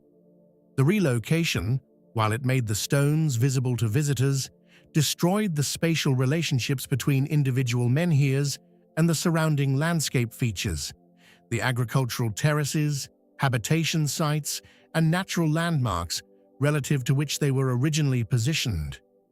For archaeologists, those spatial relationships are often as informative as the objects themselves, and their loss represents a significant reduction in the interpretive potential of the corpus. Stones that watch over agricultural valleys carry a kind of passive authority, present, enduring, marking the boundaries of a community's relationship with its land, without demanding anything in return. But not all ancient Andean monuments were content with observation. Some were built for control, positioned not to mark the edges of farmed fields, but to command the approaches to an entire valley system, to make visible the military and political authority of those who held the high ground. In the quebradas, the deep, narrow gorges that cut through the Argentine Andes, control of the high ground was not merely a military advantage, it was the fundamental organizing principle of political life. And nowhere in the region is that principle expressed more dramatically than at the Pucará de Tilcara, a fortified hilltop settlement that has dominated the Quebrada de Humahuaca for more than 1,000 years. The Quebrada de Humahuaca is a UNESCO World Heritage Landscape in the province of Jujuy, in the extreme northwest of Argentina, running roughly north to south for approximately 155 kilometers through a landscape of extraordinary chromatic intensity. The layered geological strata of the surrounding hillsides ranging through ochres, reds, purples, and greens in combinations that seem almost artificially vivid in the thin, clear light of high altitude. The Quebrada sits at elevations ranging from roughly 2,000 to 3,500 meters and has functioned for millennia as one of the primary routes connecting the Andean highlands with the lowlands to the east and the Pacific coast to the west. It was a corridor of movement for trade goods, for armies, for ideas, and the communities that controlled it controlled something genuinely valuable. The Pucará de Tilcara sits on a naturally defended hillock at the confluence of the Humahuaca and Grande rivers, rising approximately 80 meters above the valley floor and offering clear sight lines in multiple directions along the Quebrada. The term Pucará, from the Quechua word for fortress or defended place, describes a class of pre-Columbian hilltop settlements found across the Andes from Argentina through Bolivia, Peru, and into Ecuador. Defensive sites positioned to exploit natural topography for military advantage, typically fortified with stone walls that reinforce the natural defensibility of the terrain. Tilcara is among the largest and best-studied examples in the southern Andes. The site was occupied by the Omaguaca people, an indigenous group who controlled substantial portions of the Quebrada in the centuries before Inca expansion into the region. Archaeological evidence indicates occupation at Tilcara from approximately the 9th or 10th century CE, with the site's most intensive development during the regional development period, broadly the 11th through 15th centuries CE, a time of increased political competition and warfare across much of the southern Andes that left its signature in the proliferation of fortified hilltop settlements throughout the region. This pattern of conflict-driven nucleation, in which dispersed communities concentrate in defensible locations during periods of political instability, is recognizable across many parts of the world and many periods of prehistory. and the Argentine Northwest in the regional development period fits the pattern closely. The settlement covers approximately 8 hectares and contains the remains of several hundred structures, residential buildings, storage facilities, ceremonial spaces, and the defensive walls that encircle much of the hilltop's perimeter. The architecture uses the dry stone construction technique familiar from other sites examined in this documentary, with walls built from the local stone of the hillock itself, supplemented by material quarried from nearby outcroppings.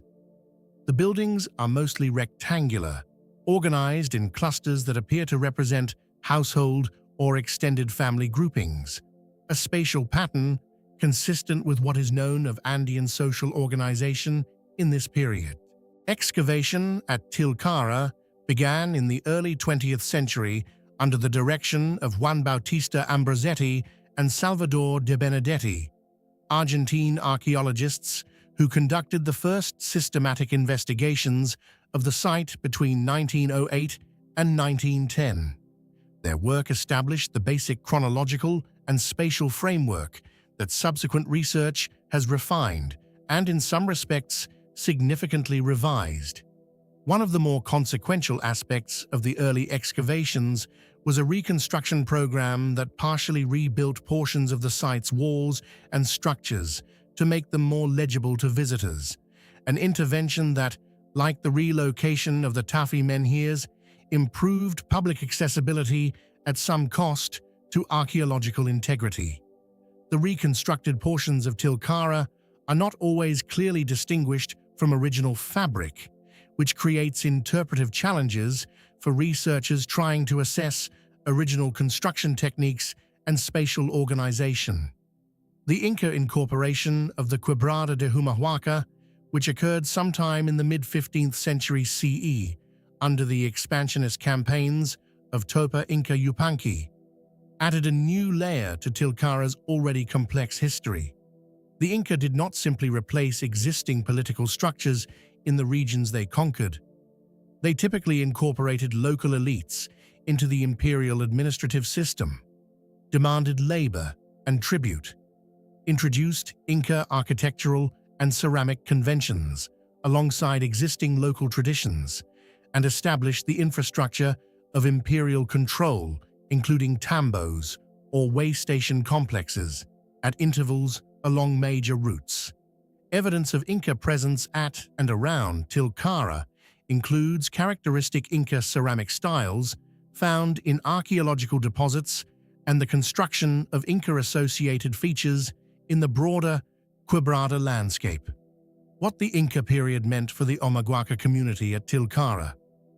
Whether incorporation into the empire was experienced primarily as political subjugation, as economic disruption, as an opportunity for elite advancement within the imperial system, or as some mixture of all three, is not recoverable in simple terms from the archaeological evidence. The material record shows continuity alongside change, local traditions persisting within an imperial framework that imposed its own priorities without entirely erasing what existed before. That picture of negotiated coexistence and cultural persistence under political pressure is probably closer to the lived reality of Inca incorporation than either simple resistance or wholesale assimilation. Spanish colonial conquest brought a different and ultimately more disruptive transformation. The Quebrada communities, including the descendants of Tilcara's Omaguaca inhabitants, suffered the demographic catastrophe that accompanied European colonization across the Americas: epidemic disease, forced labor, and the systematic dismantling of existing social and political structures. The Pucará itself was abandoned as a settlement center as colonial authority reorganized the valley's population into new town structures more amenable to administrative and religious control. What the Quebrada retained, despite everything, was its inhabitants. Indigenous communities in the Humahuaca Valley maintained continuous presence through the colonial period and into the present, preserving languages, agricultural practices, and cultural traditions that connect the living population to the world of the Omaguaca and their predecessors in ways that archaeological investigation alone cannot fully capture.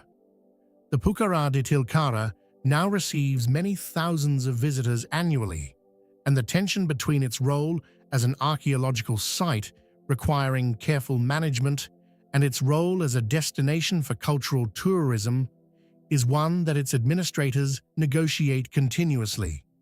It is a tension familiar at ancient sites worldwide and never fully resolved, but the hill holds. The view down the quebrada has not changed. The rivers still converge at its base, and the stacked geological colors of the surrounding cliffs still perform their daily transformation in the shifting Andean light. Whatever authority this hilltop once commanded, it commands something still. If only the attention of those who look up at it and try, across a distance of 1,000 years, to imagine what it felt like to stand at its walls and watch the valley below. Command of high ground, control of a corridor, the imposition of authority over a landscape through the deliberate choice of where to build and what to build. These are strategies that appear across the ancient world, with a consistency that speaks to shared human priorities rather than cultural connection. But there are places where the strategic logic of location gives way to something harder to categorize, where the relationship between a community and its landscape seems to operate according to principles that do not reduce easily to defense or agriculture or trade. Rapa Nui, Easter Island, is the most extreme example of that phenomenon anywhere on Earth. It is an island so remote, so small, and so thoroughly transformed by the ambitions of its inhabitants that it functions almost as a thought experiment in what human communities will do when isolated from the rest of the world and left entirely to their own resources and their own cosmological imperatives. Rapa Nui sits in the southeastern Pacific Ocean, roughly 3,500 kilometers west of the Chilean coast and approximately 2,000 kilometers east of the nearest inhabited island, Pitcairn. It covers about 163 square kilometers, smaller than many cities, and rises from the ocean on the flanks of 3 extinct volcanoes whose slopes provided the stone from which its most famous monuments were carved. The island was settled by Polynesian voyagers, almost certainly from eastern Polynesia, sometime around 1200 CE, though the precise date of first settlement remains debated among researchers, with some radiocarbon evidence suggesting earlier arrival and other analyses supporting a later date in the 13th century. What is not debated is that the people who arrived brought with them a sophisticated tradition of maritime navigation, agricultural knowledge, and monumental construction that they proceeded to develop in extraordinary isolation over the following centuries. The Moai, the massive stone figures that have made Rapa Nui recognizable worldwide, were carved from the volcanic tuff of the Rano Raraku quarry on the island's eastern slopes. There are approximately 1,000 Moai in various states of completion distributed across the island, with the largest concentration still standing or lying at Rano Raraku itself, where the quarrying and carving process can be read in the unfinished figures still embedded in the rock face. Completed Moai were transported from the quarry to ceremonial platforms called ahu, stone-faced rectangular structures built along the coastline, and erected there facing inland, their backs to the sea, looking over the communities they were built to protect and commemorate. Ahu Tongariki is the largest ahu on the island. It carries 15 Moai, the greatest number of any platform on Rapa Nui, arrayed in a row facing west across the island's interior. The Moai vary in size. the tallest reaching approximately 9 meters in height, and several wear cylindrical topknots of red scoria, a volcanic stone from a separate quarry at Punapau, called Pucará, which are thought by many researchers to represent either headdresses or the bound hairstyle associated with high status in Polynesian societies. The platform itself is approximately 200 meters long, built from carefully fitted stone, and occupies a position on the southeastern coast of the island near the Rano Raraku quarry, a location that placed it at what was apparently a zone of significant ceremonial importance. The Moai represent deified ancestors, Aringa Ora or living faces, whose spiritual power, called mana, was believed to flow from the statue into the land and community it faced. Each Ahu was associated with a specific lineage group, and the Moai erected upon it embodied that group's most powerful ancestors, whose ongoing presence and protection were believed to ensure agricultural fertility, social cohesion, and the continuity of the community's authority over its territory. This is the scholarly consensus drawn from analysis of the monuments themselves, the oral traditions recorded by early European visitors and subsequent ethnographers, and comparative Polynesian cosmological frameworks. It positions the Moai not as objects of worship in the conventional sense, but as conduits, focal points through which ancestral power was channeled into the living world. The logistical achievement of carving, transporting, and erecting the Moai remains one of the more intensely studied problems in Pacific archaeology. The average Moai weighs around 14 tons, and some of the larger examples weigh considerably more. The largest Moai ever erected on a coastal Ahu stands approximately 10 meters tall and weighs an estimated 75 tons. Moving these figures from the Rano Raraku quarry to Ahu platforms distributed around the island's coastline, across distances of up to 18 kilometers without draft animals or wheeled vehicles, is a logistical challenge that has generated numerous hypotheses and several experimental tests. Current research, drawing on oral traditions that describe the Moai as having walked to their locations, has investigated the possibility that the figures were moved upright, using ropes and a rocking motion, a method demonstrated experimentally by researchers including Carl Lipo and Terry Hunt, though whether this was the actual technique used remains a subject of ongoing discussion.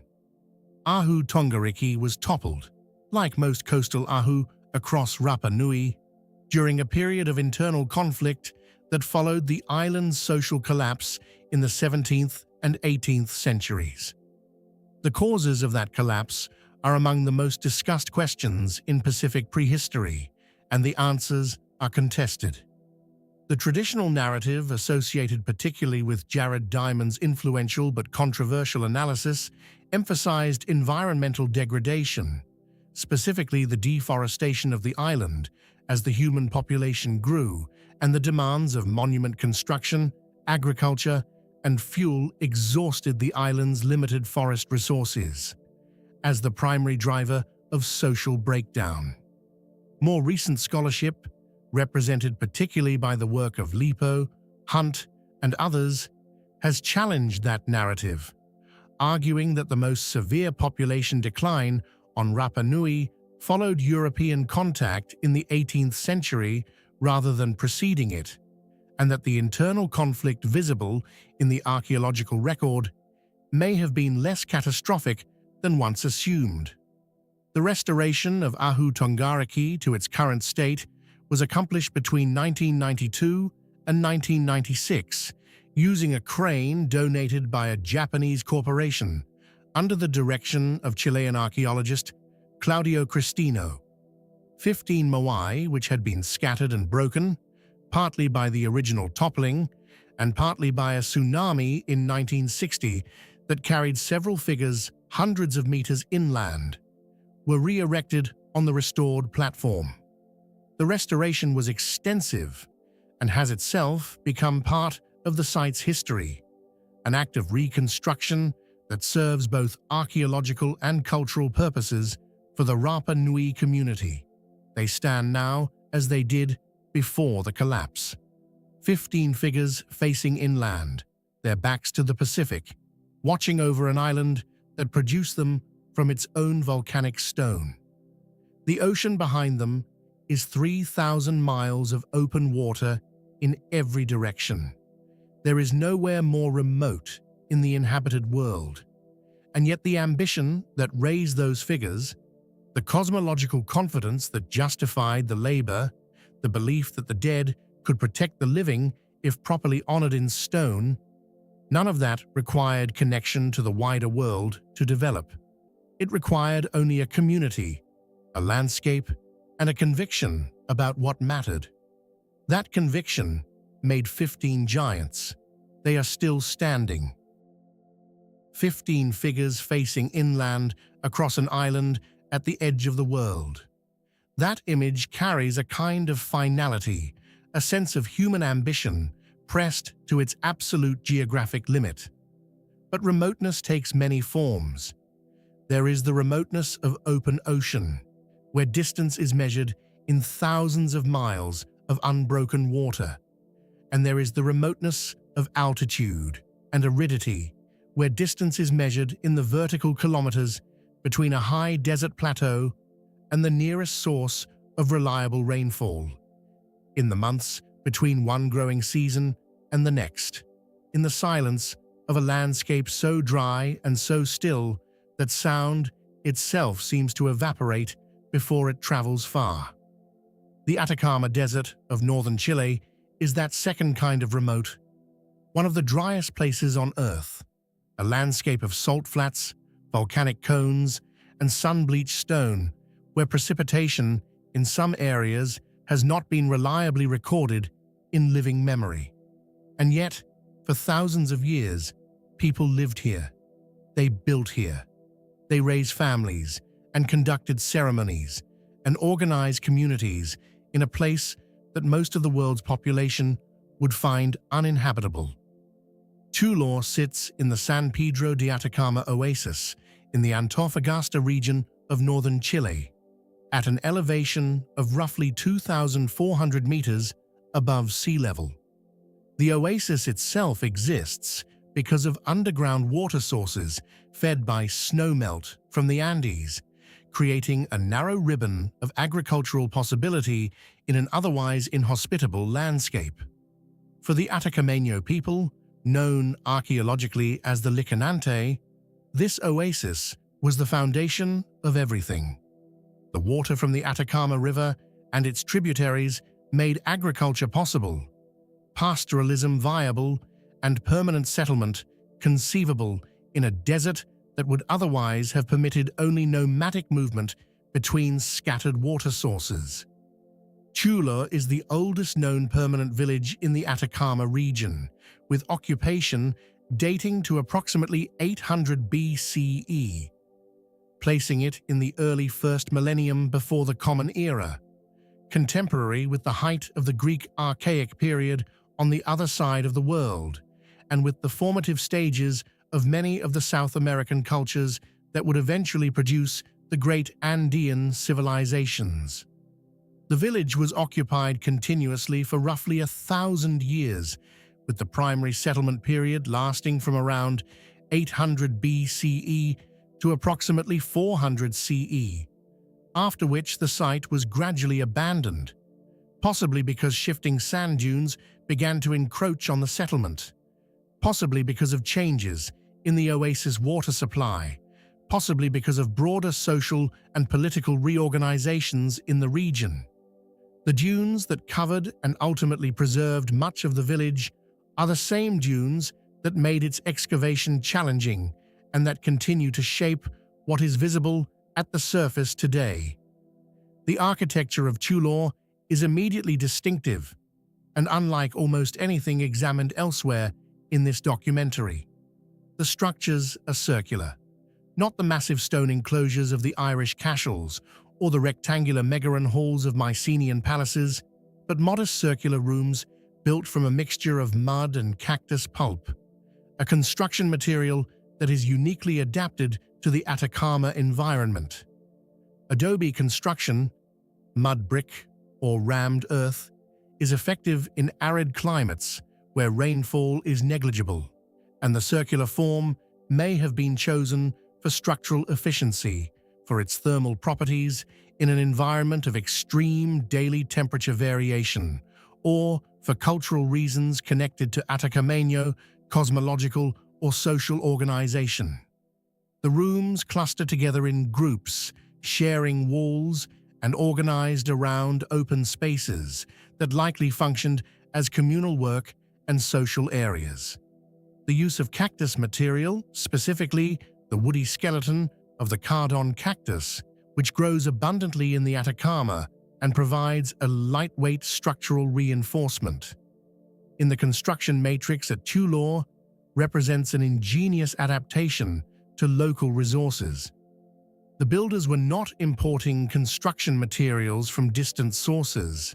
They were working entirely with what the desert provided, and what they produced was a building technique precisely calibrated to the climate, the available resources, and the structural requirements of permanent habitation in this specific landscape.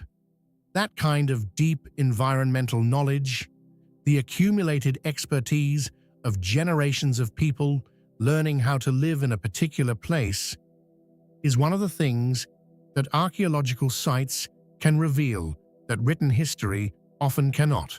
The village at its peak may have housed several hundred people, organized in household clusters that suggest extended family groupings similar to those inferred at Pucará de Tilcara and other pre-Columbian Andean settlements. The Atacameno economy combined agriculture, growing maize, quinoa, and other Andean crops in the irrigated oasis fields, with the herding of llamas and alpacas, which provided wool, meat, and transport capacity. Llama caravans were the arteries of Andean long-distance exchange, carrying goods between the Pacific coast, the high desert plateau, and the eastern Andean slopes, and Tulor's position along these exchange routes gave it access to materials, obsidian, minerals, marine shells from the Pacific, that originated far beyond the immediate oasis environment. The site's excavation has been conducted intermittently since the 1950s, with significant work carried out by the Belgian archaeologist Lautaro Nunes and subsequently by Chilean researchers and international collaborators.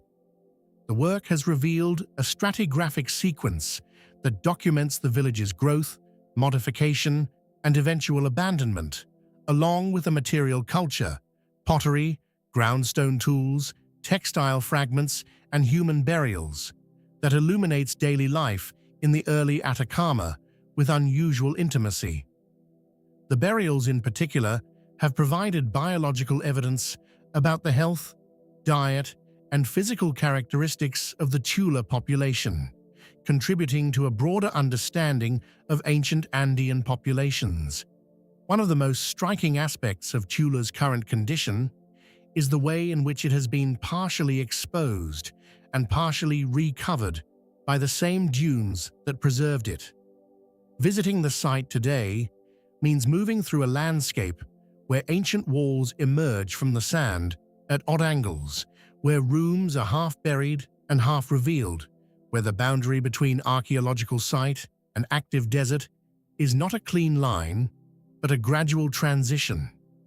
It gives the place a quality of ongoing process, not a frozen moment in time, but a continuous negotiation between the human-made and the natural, between preservation and erosion, between memory and forgetting. The Licanante people, descendants of the Atacameno communities that built Tulor and occupied the San Pedro oasis for millennia, maintain a living presence in the region today.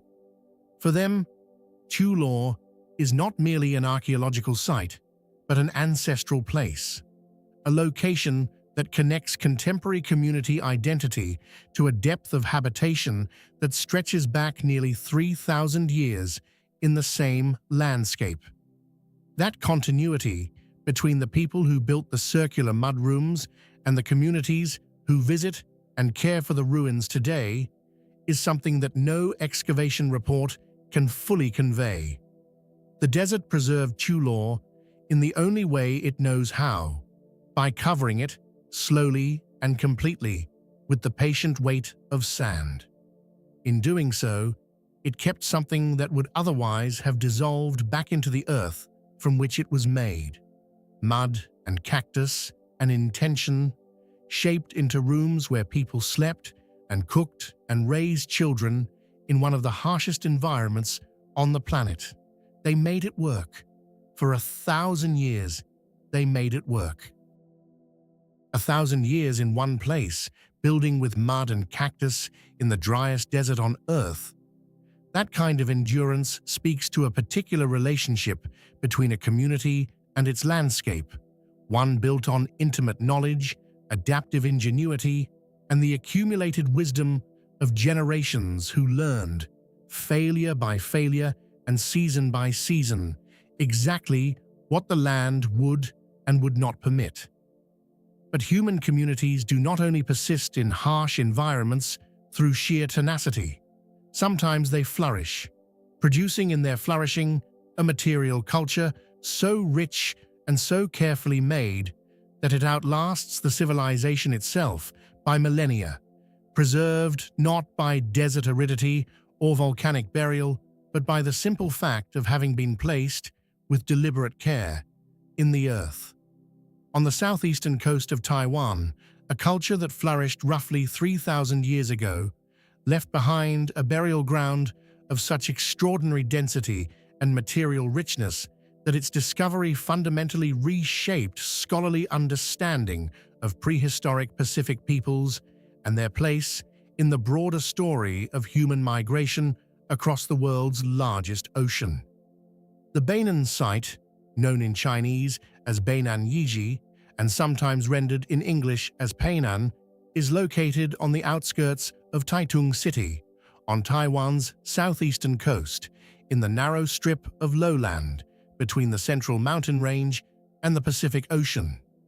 The site occupies a terrace overlooking the Beinan River, a position that would have offered reliable water access, agricultural land on the alluvial plain below, and defensible elevation above the valley floor. It was not discovered by archaeologists first. It was discovered inadvertently during construction work for a new railway station in 1980, when workers uncovered stone-lined burial cists, rectangular grave chambers framed with slate slabs, at considerable depth below the surface. What followed that discovery was one of the largest and most significant rescue excavations in Taiwanese archaeological history. Work conducted between 1980 and 1988 under the direction of Lien Chaomei of the National Taiwan University uncovered more than 1,500 burial cists, along with the remains of a substantial surface settlement and an extraordinary quantity of grave goods. Subsequent investigations have continued to refine the picture, and the site is now preserved as the National Museum of Prehistory, which serves both as an active research institution and as a public educational facility presenting the Beinan culture to Taiwanese and international audiences. The Beinan culture, named for this site, which is its type site and largest known example, dates broadly to the late Neolithic and early Metal Age, with the primary occupation period falling between approximately 3,500 and 2,300 years ago, roughly 1,500 to 300 BCE. The people who lived here were not the earliest inhabitants of Taiwan. The island has been occupied for tens of thousands of years, and earlier archaeological cultures are documented across its varied landscape. The Bainan people represent a specific phase of Taiwanese prehistory, one that produced a material culture of unusual sophistication and that appears to be connected to the broader dispersal of Austronesian-speaking peoples across the Pacific, one of the most consequential migrations in human prehistory. The Austronesian language family, which today encompasses hundreds of languages spoken from Madagascar in the west to Hawaii and Easter Island in the east, and from Taiwan in the north to New Zealand in the south, is widely believed by linguists and archaeologists to have originated in Taiwan, with successive waves of migration carrying Austronesian-speaking communities southward into the Philippines, through island Southeast Asia, and eventually across the open Pacific to reach the remote islands of Polynesia. This migration, conducted in outrigger canoes and double-hulled vessels of remarkable seaworthiness, represents one of the great feats of ancient navigation, and Taiwan's prehistoric cultures sit at or very near its point of origin. Whether the Bainan people specifically were among the ancestral communities from which Austronesian expansion proceeded is not established with certainty, but their temporal and geographical position makes the connection plausible, and the site's significance to understanding Pacific prehistory substantial.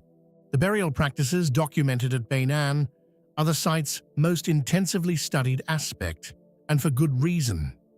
The dead were buried in extended supine position, lying on their backs, legs straight, within stone-lined cists, and accompanied by grave goods of considerable variety and quality.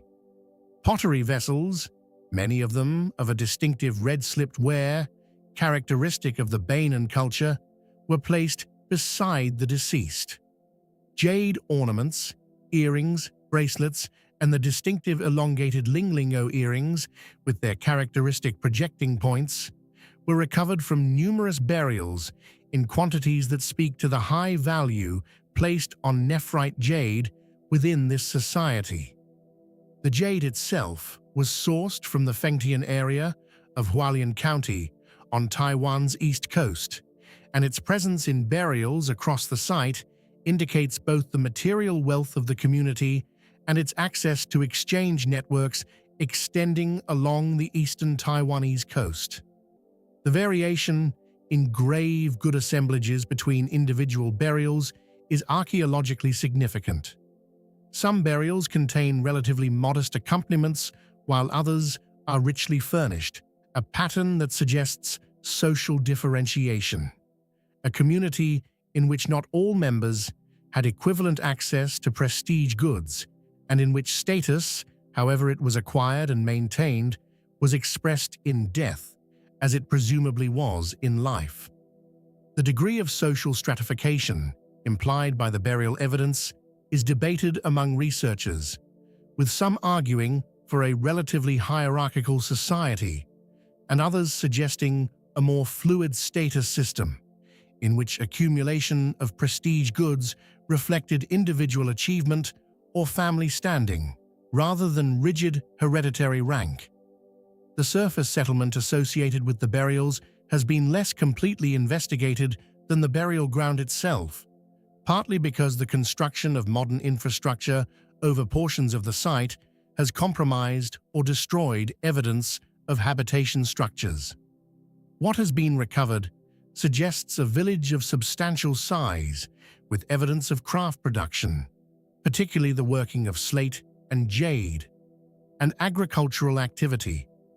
The community grew rice and millet, domesticated pigs and dogs, and supplemented its agricultural diet with fishing and hunting in the rich environment of the southeastern Taiwanese coast.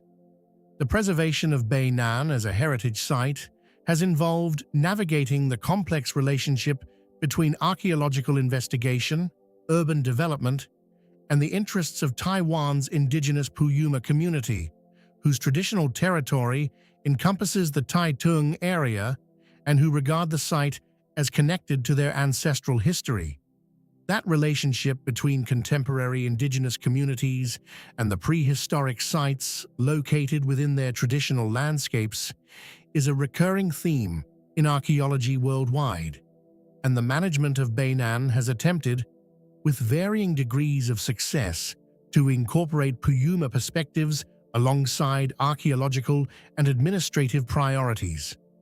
What the site offers in its density and its richness is a window into a moment when a Pacific Island community was producing material culture of remarkable quality, burying its dead with evident care and considerable investment, and participating in exchange networks that connected it to the broader world of island Southeast Asia. A world that was, at that moment, in the process of expanding across the largest ocean on Earth. The jade earrings in their stone cists, the red-slipped pots placed beside the dead, the slate walls fitted with the same dry stone logic that appears on the other side of the planet. All of it points outward, toward the water, toward the voyages that carried these people's descendants to the farthest reaches of the Pacific. The ocean was not a barrier, it was a road, and it began here. Roads across oceans are made by those willing to trust the water completely, to commit to a direction, to read the stars and the swells and the behavior of birds, and to keep going until land appears, or it does not. That quality of commitment, of movement sustained across enormous uncertainty, is one of the defining characteristics of human expansion across the planet. But expansion does not only mean migration, it also means the gradual consolidation of territory already inhabited. The slow, cumulative process by which scattered communities come under shared administrative frameworks, by which local autonomies are absorbed into larger political structures, and by which cities emerge as the centers of gravity around which regional power organizes itself. In the Ganges-Brahmaputra Delta region of what is now Bangladesh, that process produced one of the oldest and most strategically significant urban centers in the entire Bengal region, a city whose fortifications, whose administrative importance, and whose extraordinary longevity make it a landmark in South Asian history that is still imperfectly appreciated outside specialist circles. Mahastanga sits on the western bank of the Karatoya River, in the Bogura district of northern Bangladesh, on a raised terrace that stands roughly 6 meters above the surrounding floodplain. That elevation, modest by the standards of the Andean sites examined earlier in this documentary, is locally significant in a landscape where annual monsoon flooding renders low-lying ground uninhabitable for much of the year, and where the difference between 6 meters and sea level can mean the difference between a permanent settlement and a temporary camp. The site has been continuously occupied for approximately 2,500 years, with the earliest evidence of urban settlement dating to around the 3rd century BCE, placing its origins in the period of the Maurya Empire, when the administrative reach of Chandragupta and Ashoka extended into the Bengal region, and when the first systematic urbanization of the Ganges Delta was underway. The name Mahastanga translates roughly as the place of the Great Monument, and the site has been known by various names across its long history. In ancient and medieval sources, it appears as Pundranagara, the capital of the Pundra kingdom, one of the territorial divisions mentioned in early Indian texts as comprising part of the Bengal region.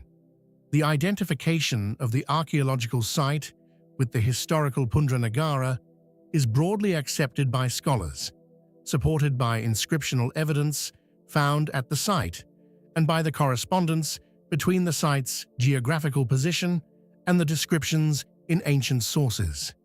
The most immediately visible feature of Mahastanga is its fortification wall, a massive earthen rampart reinforced in places with brick that encloses a roughly rectangular area of approximately 1 square kilometer. The rampart stands in places to a height of around 4 to 5 meters above the surrounding plain and is supplemented by a wide moat, now largely silted up but still partially visible, that would have added significant defensive depth to the earthwork barrier.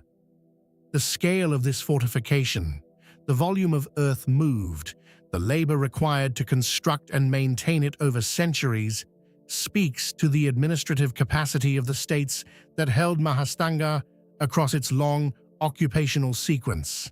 That sequence is one of the most remarkable aspects of the site.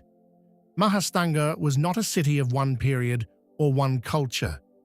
It passed through the hands of the Maurya Empire, the Shunga dynasty, the Gupta Empire, various regional powers of the early medieval period, the Pala dynasty, whose Buddhist cultural patronage left deep marks on Bengal's architectural and intellectual landscape, and eventually the medieval Sultanate period. Each of these phases added to the site's material record, and the accumulated stratigraphy represents a compressed history of political change in the Bengal region across more than 2 millennia.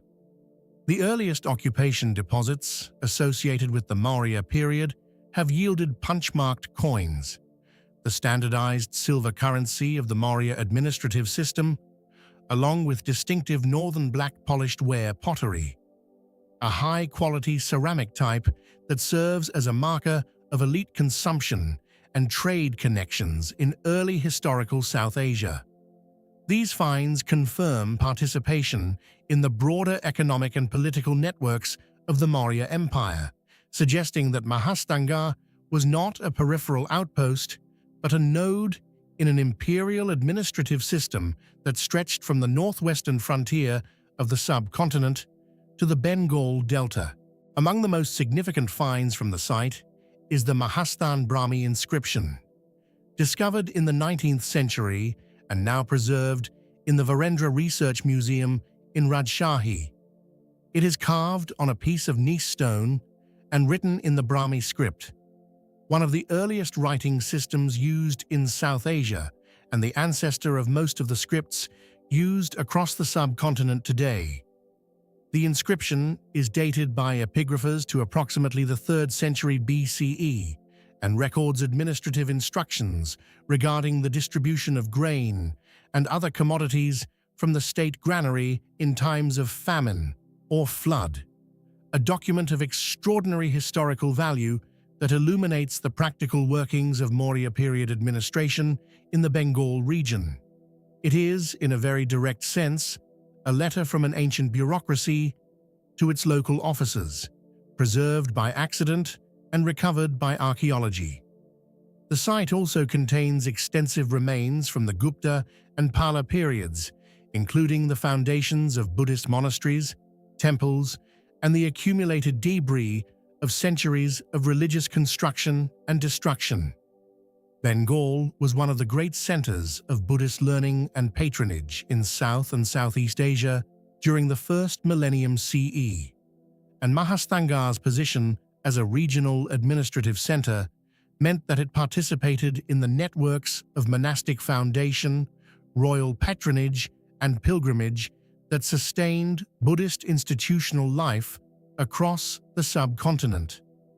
The transition to Islamic governance following the Sultanate period in the 12th and 13th centuries added yet another layer to the site's complex cultural stratigraphy.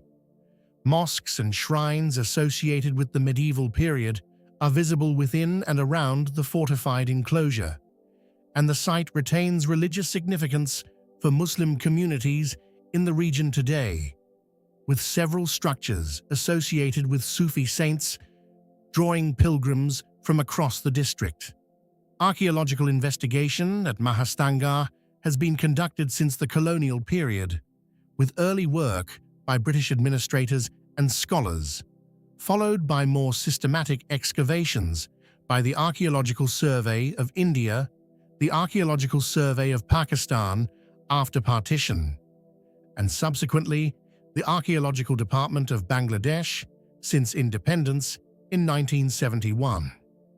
The excavations have been extensive but have covered only a fraction of the total site area, and much of the stratigraphy within the fortified enclosure remains unexcavated. What the site represents, in its unbroken continuity, its layered cultural complexity, its administrative significance across dynasties as different from one another as the Mauryas and the medieval sultans, is something that the more dramatically spectacular ancient sites sometimes obscure. Not every important place in the ancient world was built in a single, magnificent campaign of construction by a powerful ruler determined to outlast death. Some places were important simply because they were there, in the right location, with good water and defensible ground, and access to the river networks that carried goods and people and ideas across a vast and fertile delta. Those places accumulated importance the way rivers accumulate water, gradually, continuously, from many small contributions rather than from a single dramatic source. Mahastanga is that kind of place. It did not announce itself, it simply endured, century after century, while everything around it changed. Endurance through accumulated continuity, the quiet persistence of a place that survives by being indispensable across changing political orders, is one kind of historical significance. But there is another kind entirely, rarer and more difficult to account for, that arises not from gradual accumulation, but from a single, concentrated act of creative will, so ambitious and so complete that it seems to belong to a different category of human achievement altogether. Mahastanga endured because it was useful across many centuries and many rulers. Lalibela was built because one man, or one dynasty, or one civilization, depending on how the evidence is read, decided that a city of churches carved entirely from the living rock of an Ethiopian highland plateau was not merely possible, but necessary, and then they built it. Lalibela sits at an elevation of roughly 2,500 meters in the Lasta district of the Amhara region of northern Ethiopia, in a landscape of dramatic highland terrain. Deep gorges, flat-topped mountains, and the thin, intensely blue sky characteristic of high-altitude East Africa. It is a small town, by contemporary standards, with a population of perhaps 20,000 people, but it draws pilgrims and visitors from across Ethiopia and from around the world in numbers that speak to the enduring spiritual authority of what was built here approximately 8 centuries ago. The rock-hewn churches of Lalibela are not merely old buildings. They are, by the reckoning of many who have seen them, among the most extraordinary architectural achievements in the entire human record. There are 11 principal churches at Lalibela, traditionally grouped into 2 main clusters, connected by a system of tunnels and trenches cut into the red volcanic tuff of the plateau. Each church was carved downward and inward from the surface of the rock. First, the surrounding trench, excavated to isolate the block of stone from which the church would be fashioned. Then the exterior of the church, carved and detailed. Then the interior, hollowed out to create nave, aisles, columns, arches, windows, and the full spatial complexity of a functioning Christian church. The result, in every case, is a building that is simultaneously part of the earth and separate from it. Monolithic, meaning carved from a single piece of stone, without the use of independent building blocks, attached to the bedrock floor on which it stands, but freestanding on its sides and roof. The largest of the churches, Bet Medain Alem, the house of the Savior of the world, is by most measurements the largest monolithic church in the world. It measures approximately 33 meters in length 23 meters in width and 11 meters in height, with a colonnaded exterior that echoes the form of the ancient Aksumite architectural tradition from which Ethiopian Christian building derived its early models. Its interior contains 5 aisles separated by rows of square columns, and the quality of the stonework, the precision of the column capitals, the consistency of the arched openings, the management of natural light through carefully positioned windows demonstrates a level of architectural and technical mastery that would be impressive in any building tradition. Bete Georgis, the House of St. George, is the most photographed of the Lalibela churches and perhaps the most immediately dramatic. It is a freestanding cubic block, approximately 12 meters on each side, carved into a pit roughly 25 meters deep and accessed by a narrow trench cut into the surrounding rock. Its roof is decorated with a pattern of interlocking crosses in relief, Greek crosses nested within one another in a design of geometric precision that is visible from above before the church itself comes into view. St. George is the patron saint of Ethiopia, and the church dedicated to him is treated by Ethiopian Orthodox tradition as the finest of the Lalibela group, a judgment that visitors encountering it for the first time tend to find entirely understandable. The historical circumstances of Lalibela's construction are preserved in Ethiopian tradition, but are not fully corroborated by contemporary documentary evidence, creating interpretive challenges that historians and archaeologists continue to navigate.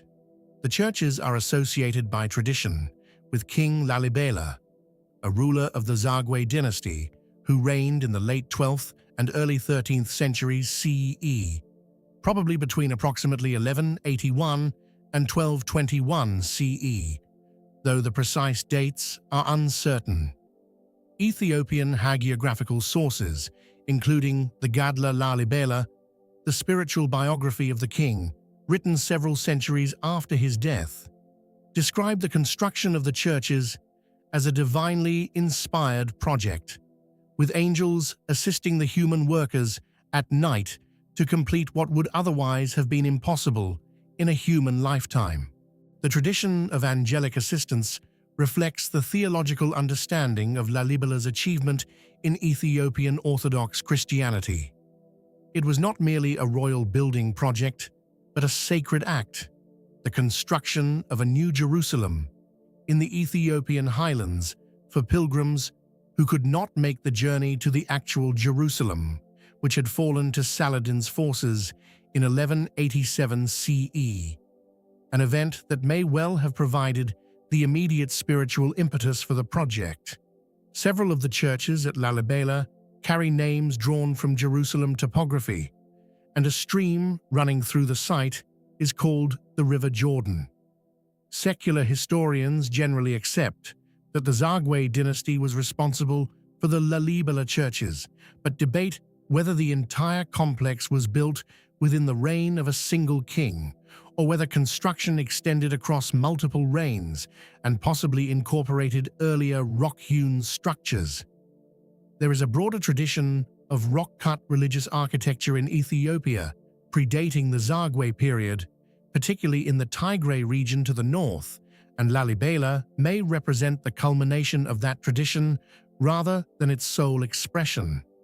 The question of how long construction took and how many hands contributed to it across how many years is not resolvable from the surviving evidence. What is not in question is the scale of the labor required. Excavating the rock to isolate each church, carving the exterior surfaces to their finished form, hollowing the interior to its complex spatial arrangement, all of this was accomplished using iron tools in a volcanic tuff that, while relatively soft and consistent in texture, still presented an enormous mass of material to be removed and disposed of.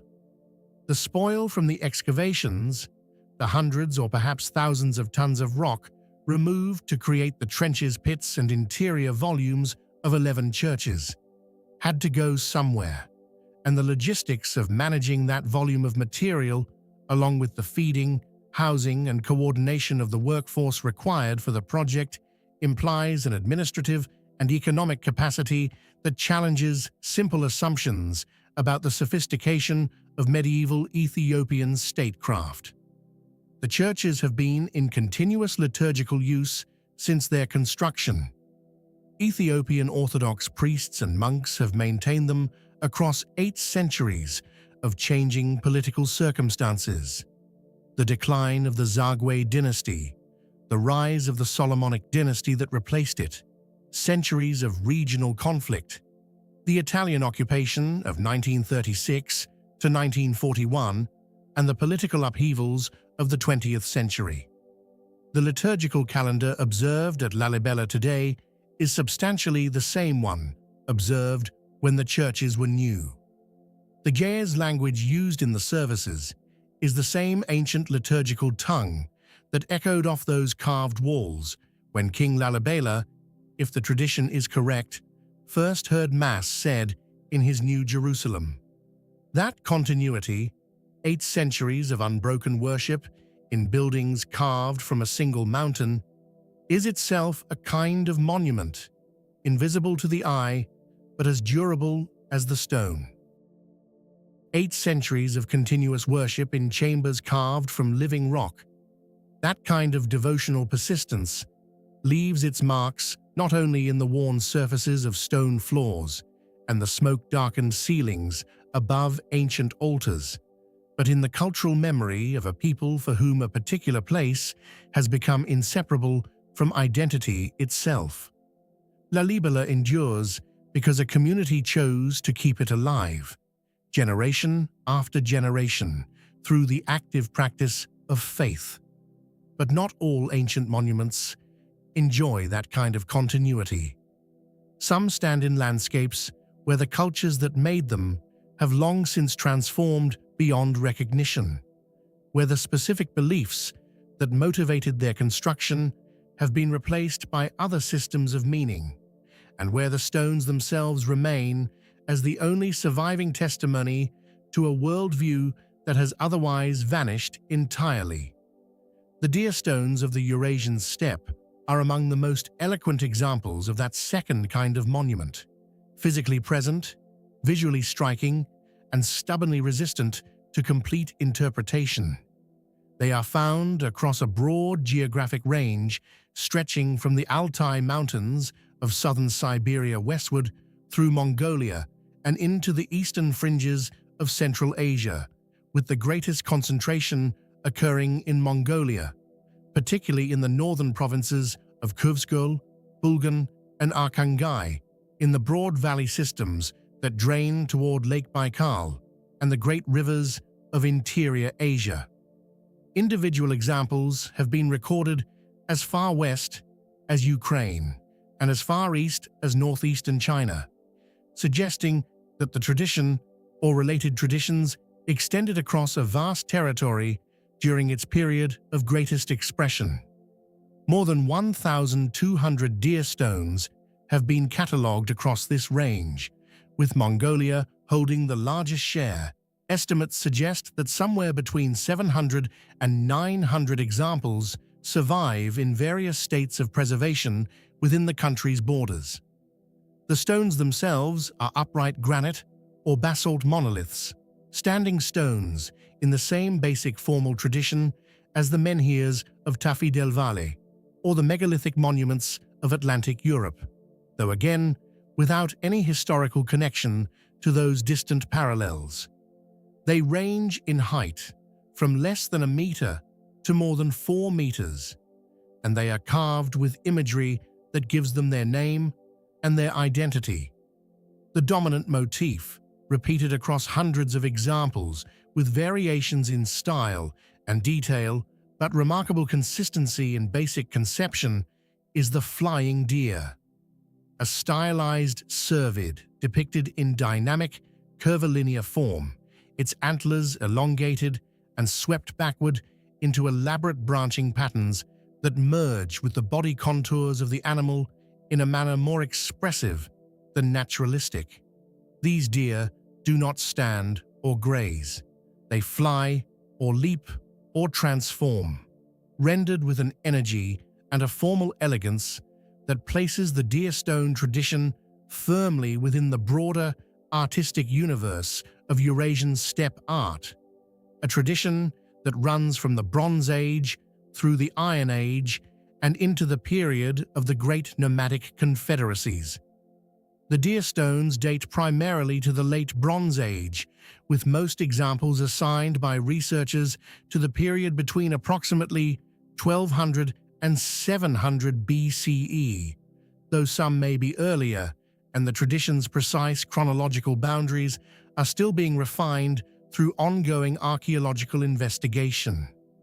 This period corresponds to a time of significant cultural and political transformation across the Eurasian steppe, when horse-riding nomadism was becoming the dominant mode of life for populations across the interior of the continent, and when the artistic traditions associated with steppe cultures, characterized by dynamic animal imagery, horror vacui compositions, and the transformation of natural forms into abstracted, energized patterns, were reaching a high point of development.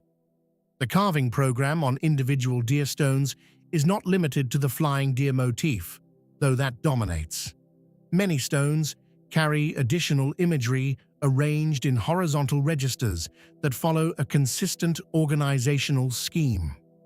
The uppermost register, near the top of the stone, typically depicts a series of circular or disc-like motifs interpreted by most researchers as representing earrings, possibly identifying the stone as a representation of a specific individual, a warrior or elite figure whose personal ornaments are depicted as part of their identity.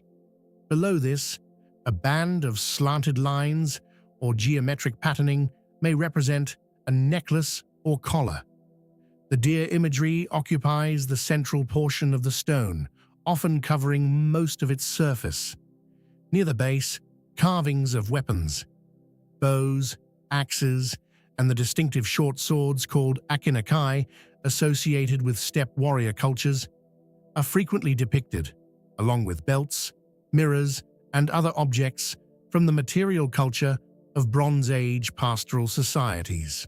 This combination of elements has led most specialists to interpret the deer stones as commemorative monuments, representations of deceased warriors or high-status individuals, with the imagery encoding information about the person's identity, social position, and the world they inhabited.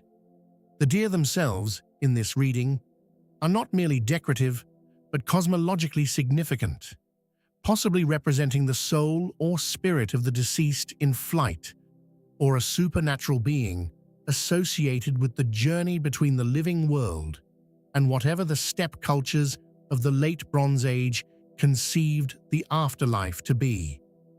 The flying quality of the depicted deer, their transformation of natural animal form into something clearly beyond the naturalistic, supports the interpretation that they are not simply portraits of animals, but symbols of transition, of movement between states of being.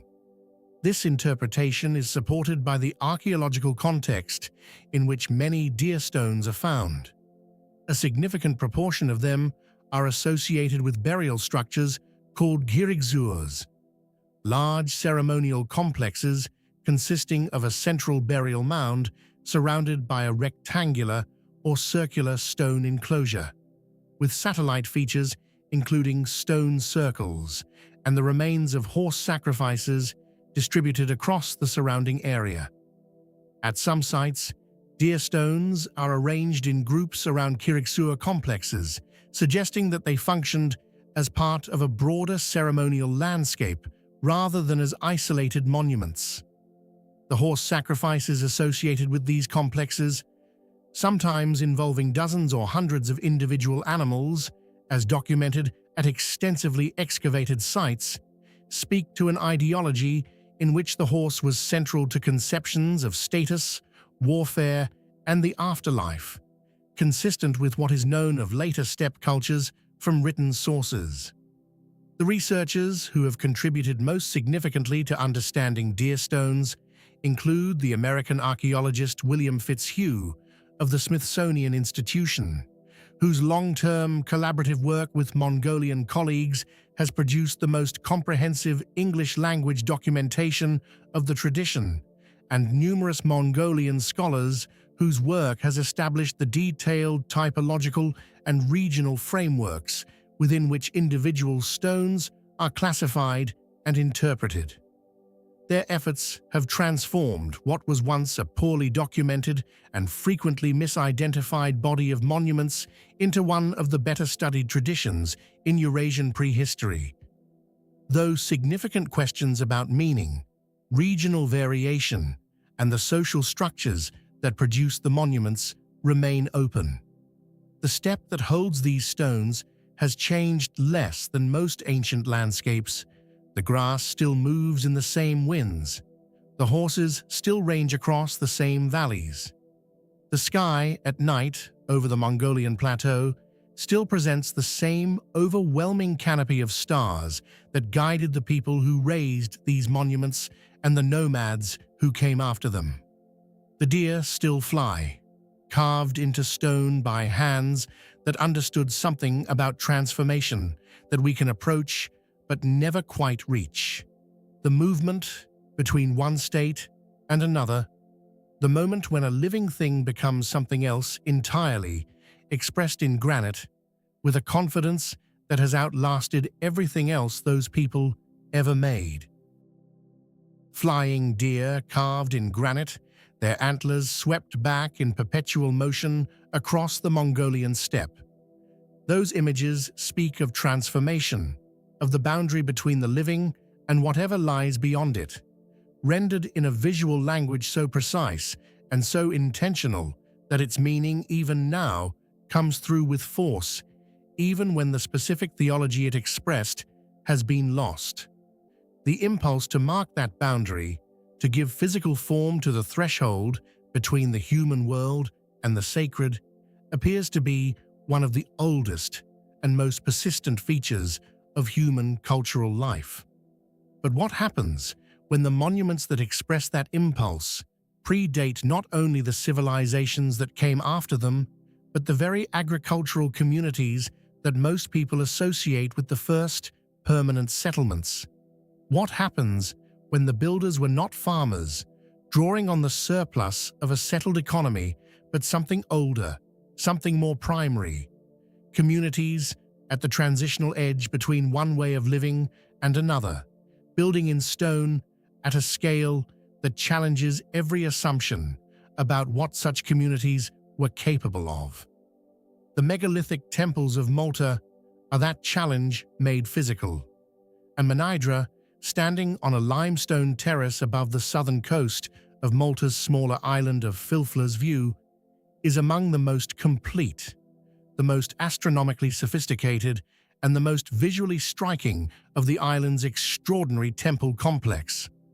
Malta, the archipelago consisting of Malta, Gozo, and Comino, sitting at the geographic center of the Mediterranean between Sicily and the North African coast, was first settled by farmers from Sicily around 5,900 BCE.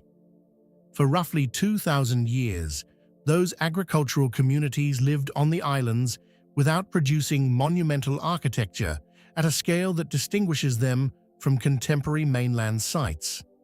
Then, beginning around 3,600 BCE, something changed.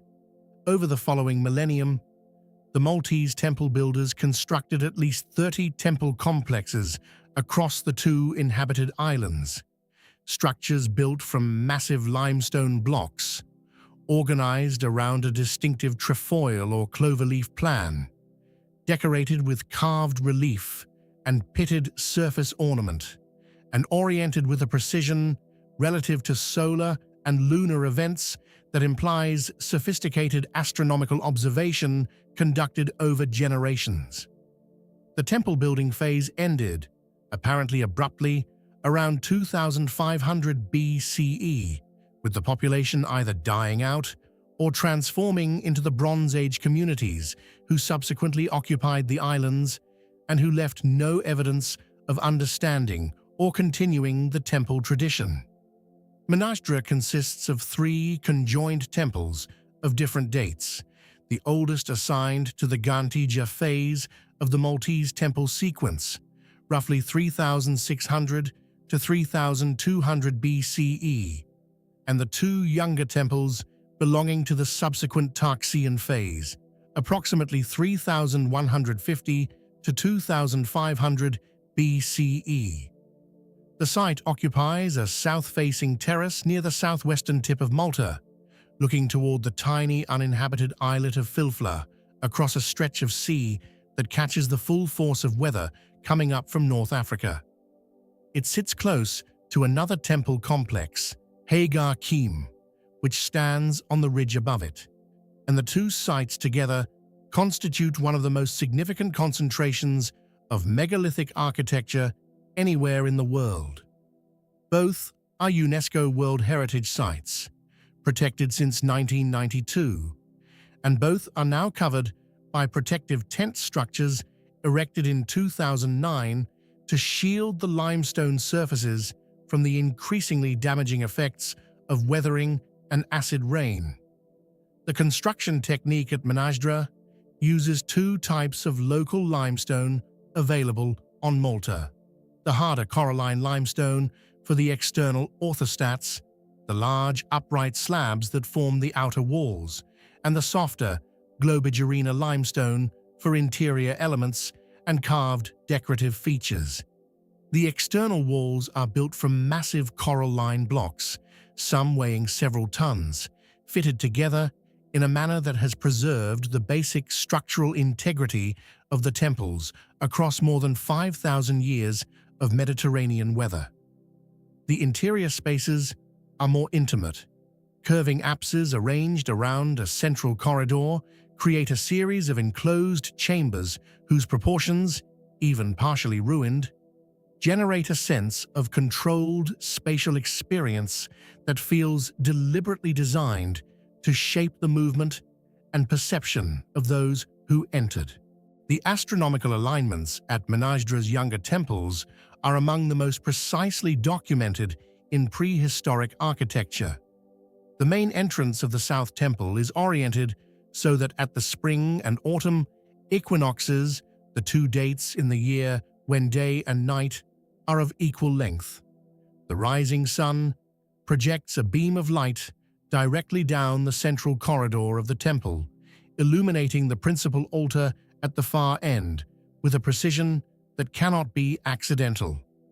At the summer and winter solstices, the light enters at angles that illuminate specific orthostats on the left and right sides of the entrance, respectively, creating a solar calendar encoded in the architecture of the building itself.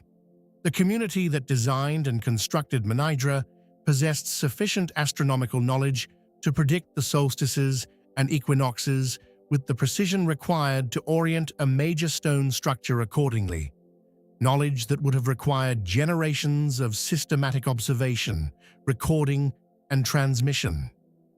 What this astronomical sophistication was used for, what ritual or agricultural or calendrical function the temple alignment served in the life of the Maltese temple building community, is a question that the surviving evidence cannot answer directly. The most commonly proposed interpretation connects the solar alignments to agricultural calendars, with the equinox and solstice events marking critical moments in the growing season that a farming community needed to track with precision. But the scale and elaboration of the temple complexes, their carved decoration, their spatial complexity, their sheer material investment, suggests that the buildings served purposes beyond the purely utilitarian, that the communities who built them understood the astronomical events they tracked as having cosmological rather than merely practical significance.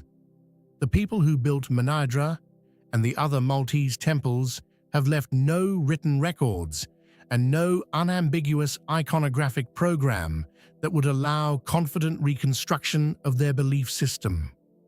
The carved spiral ornaments that decorate several temple interiors, the pitted surfaces that cover many blocks, the animal bones and small figurines found in excavation, all of these contribute to an interpretive picture that remains substantially incomplete.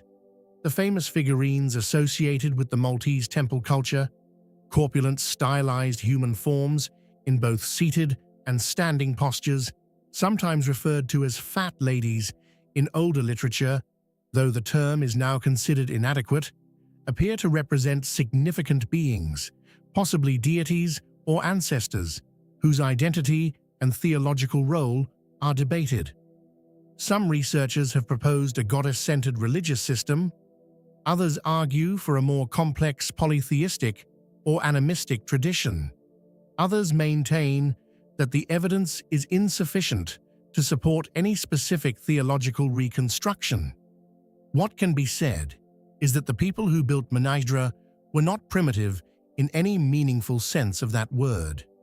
They were farmers and fishermen living on small Mediterranean islands with limited resources, but within those constraints, they produced architecture of extraordinary technical and intellectual sophistication, aligned it with celestial events that required precise long-term observation to predict, decorated it with carved ornament that demanded skilled artisanship, and maintained the tradition across a period of more than 1,000 years.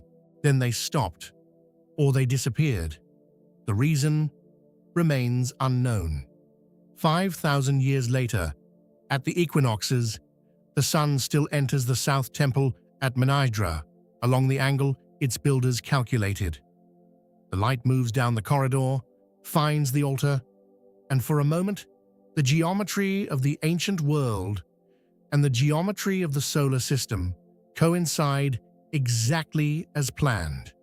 Whatever was meant to happen in that moment, whatever the builders believed the light was doing when it reached that stone, has been lost beyond recovery.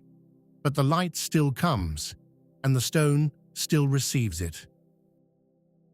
We began in the Judean desert, on an artificial hill built by a man determined to outlast his own mortality. We end on a Mediterranean limestone terrace, where a beam of equinox light travels down a 5,000-year-old corridor and finds a stone altar placed there precisely to receive it, by people whose names we do not know and whose reasons remain genuinely, perhaps permanently, mysterious. Between those two moments, we crossed 6 continents and 50 centuries. We stood at cliff edges and inside carved rock chambers. We walked gridded Hellenistic streets and circular desert rooms built from mud and cactus. We followed the dead into their burial chambers in Sardinia and Taiwan, watched the living organize themselves behind cyclopean walls in India, Greece, and Ireland, and tried to read the intentions of builders who left only stone and silence as their testimony. What emerges is not a single story. It is a pattern, irregular, full of gaps, but unmistakably present across all the variation of culture, geography, and time. Human communities, wherever they have existed, have built things meant to outlast them. Not from vanity alone, but from conviction, the belief that some things deserve to be made permanent, that the effort was justified, that the stones would speak when the voices had gone. And the stones do speak, imperfectly, selectively, in a language requiring translation and a tolerance for uncertainty. But they speak, which leaves one question, quiet, persistent, underneath everything these 20 places have shown us. When our own stones are all that remain of us, when the gap between our inner lives and our material record is as complete as the gap we now face at Mnajdra or among the Caucasian dolmens, what will they say about what we believed was worth building? That question is still waiting for its answer.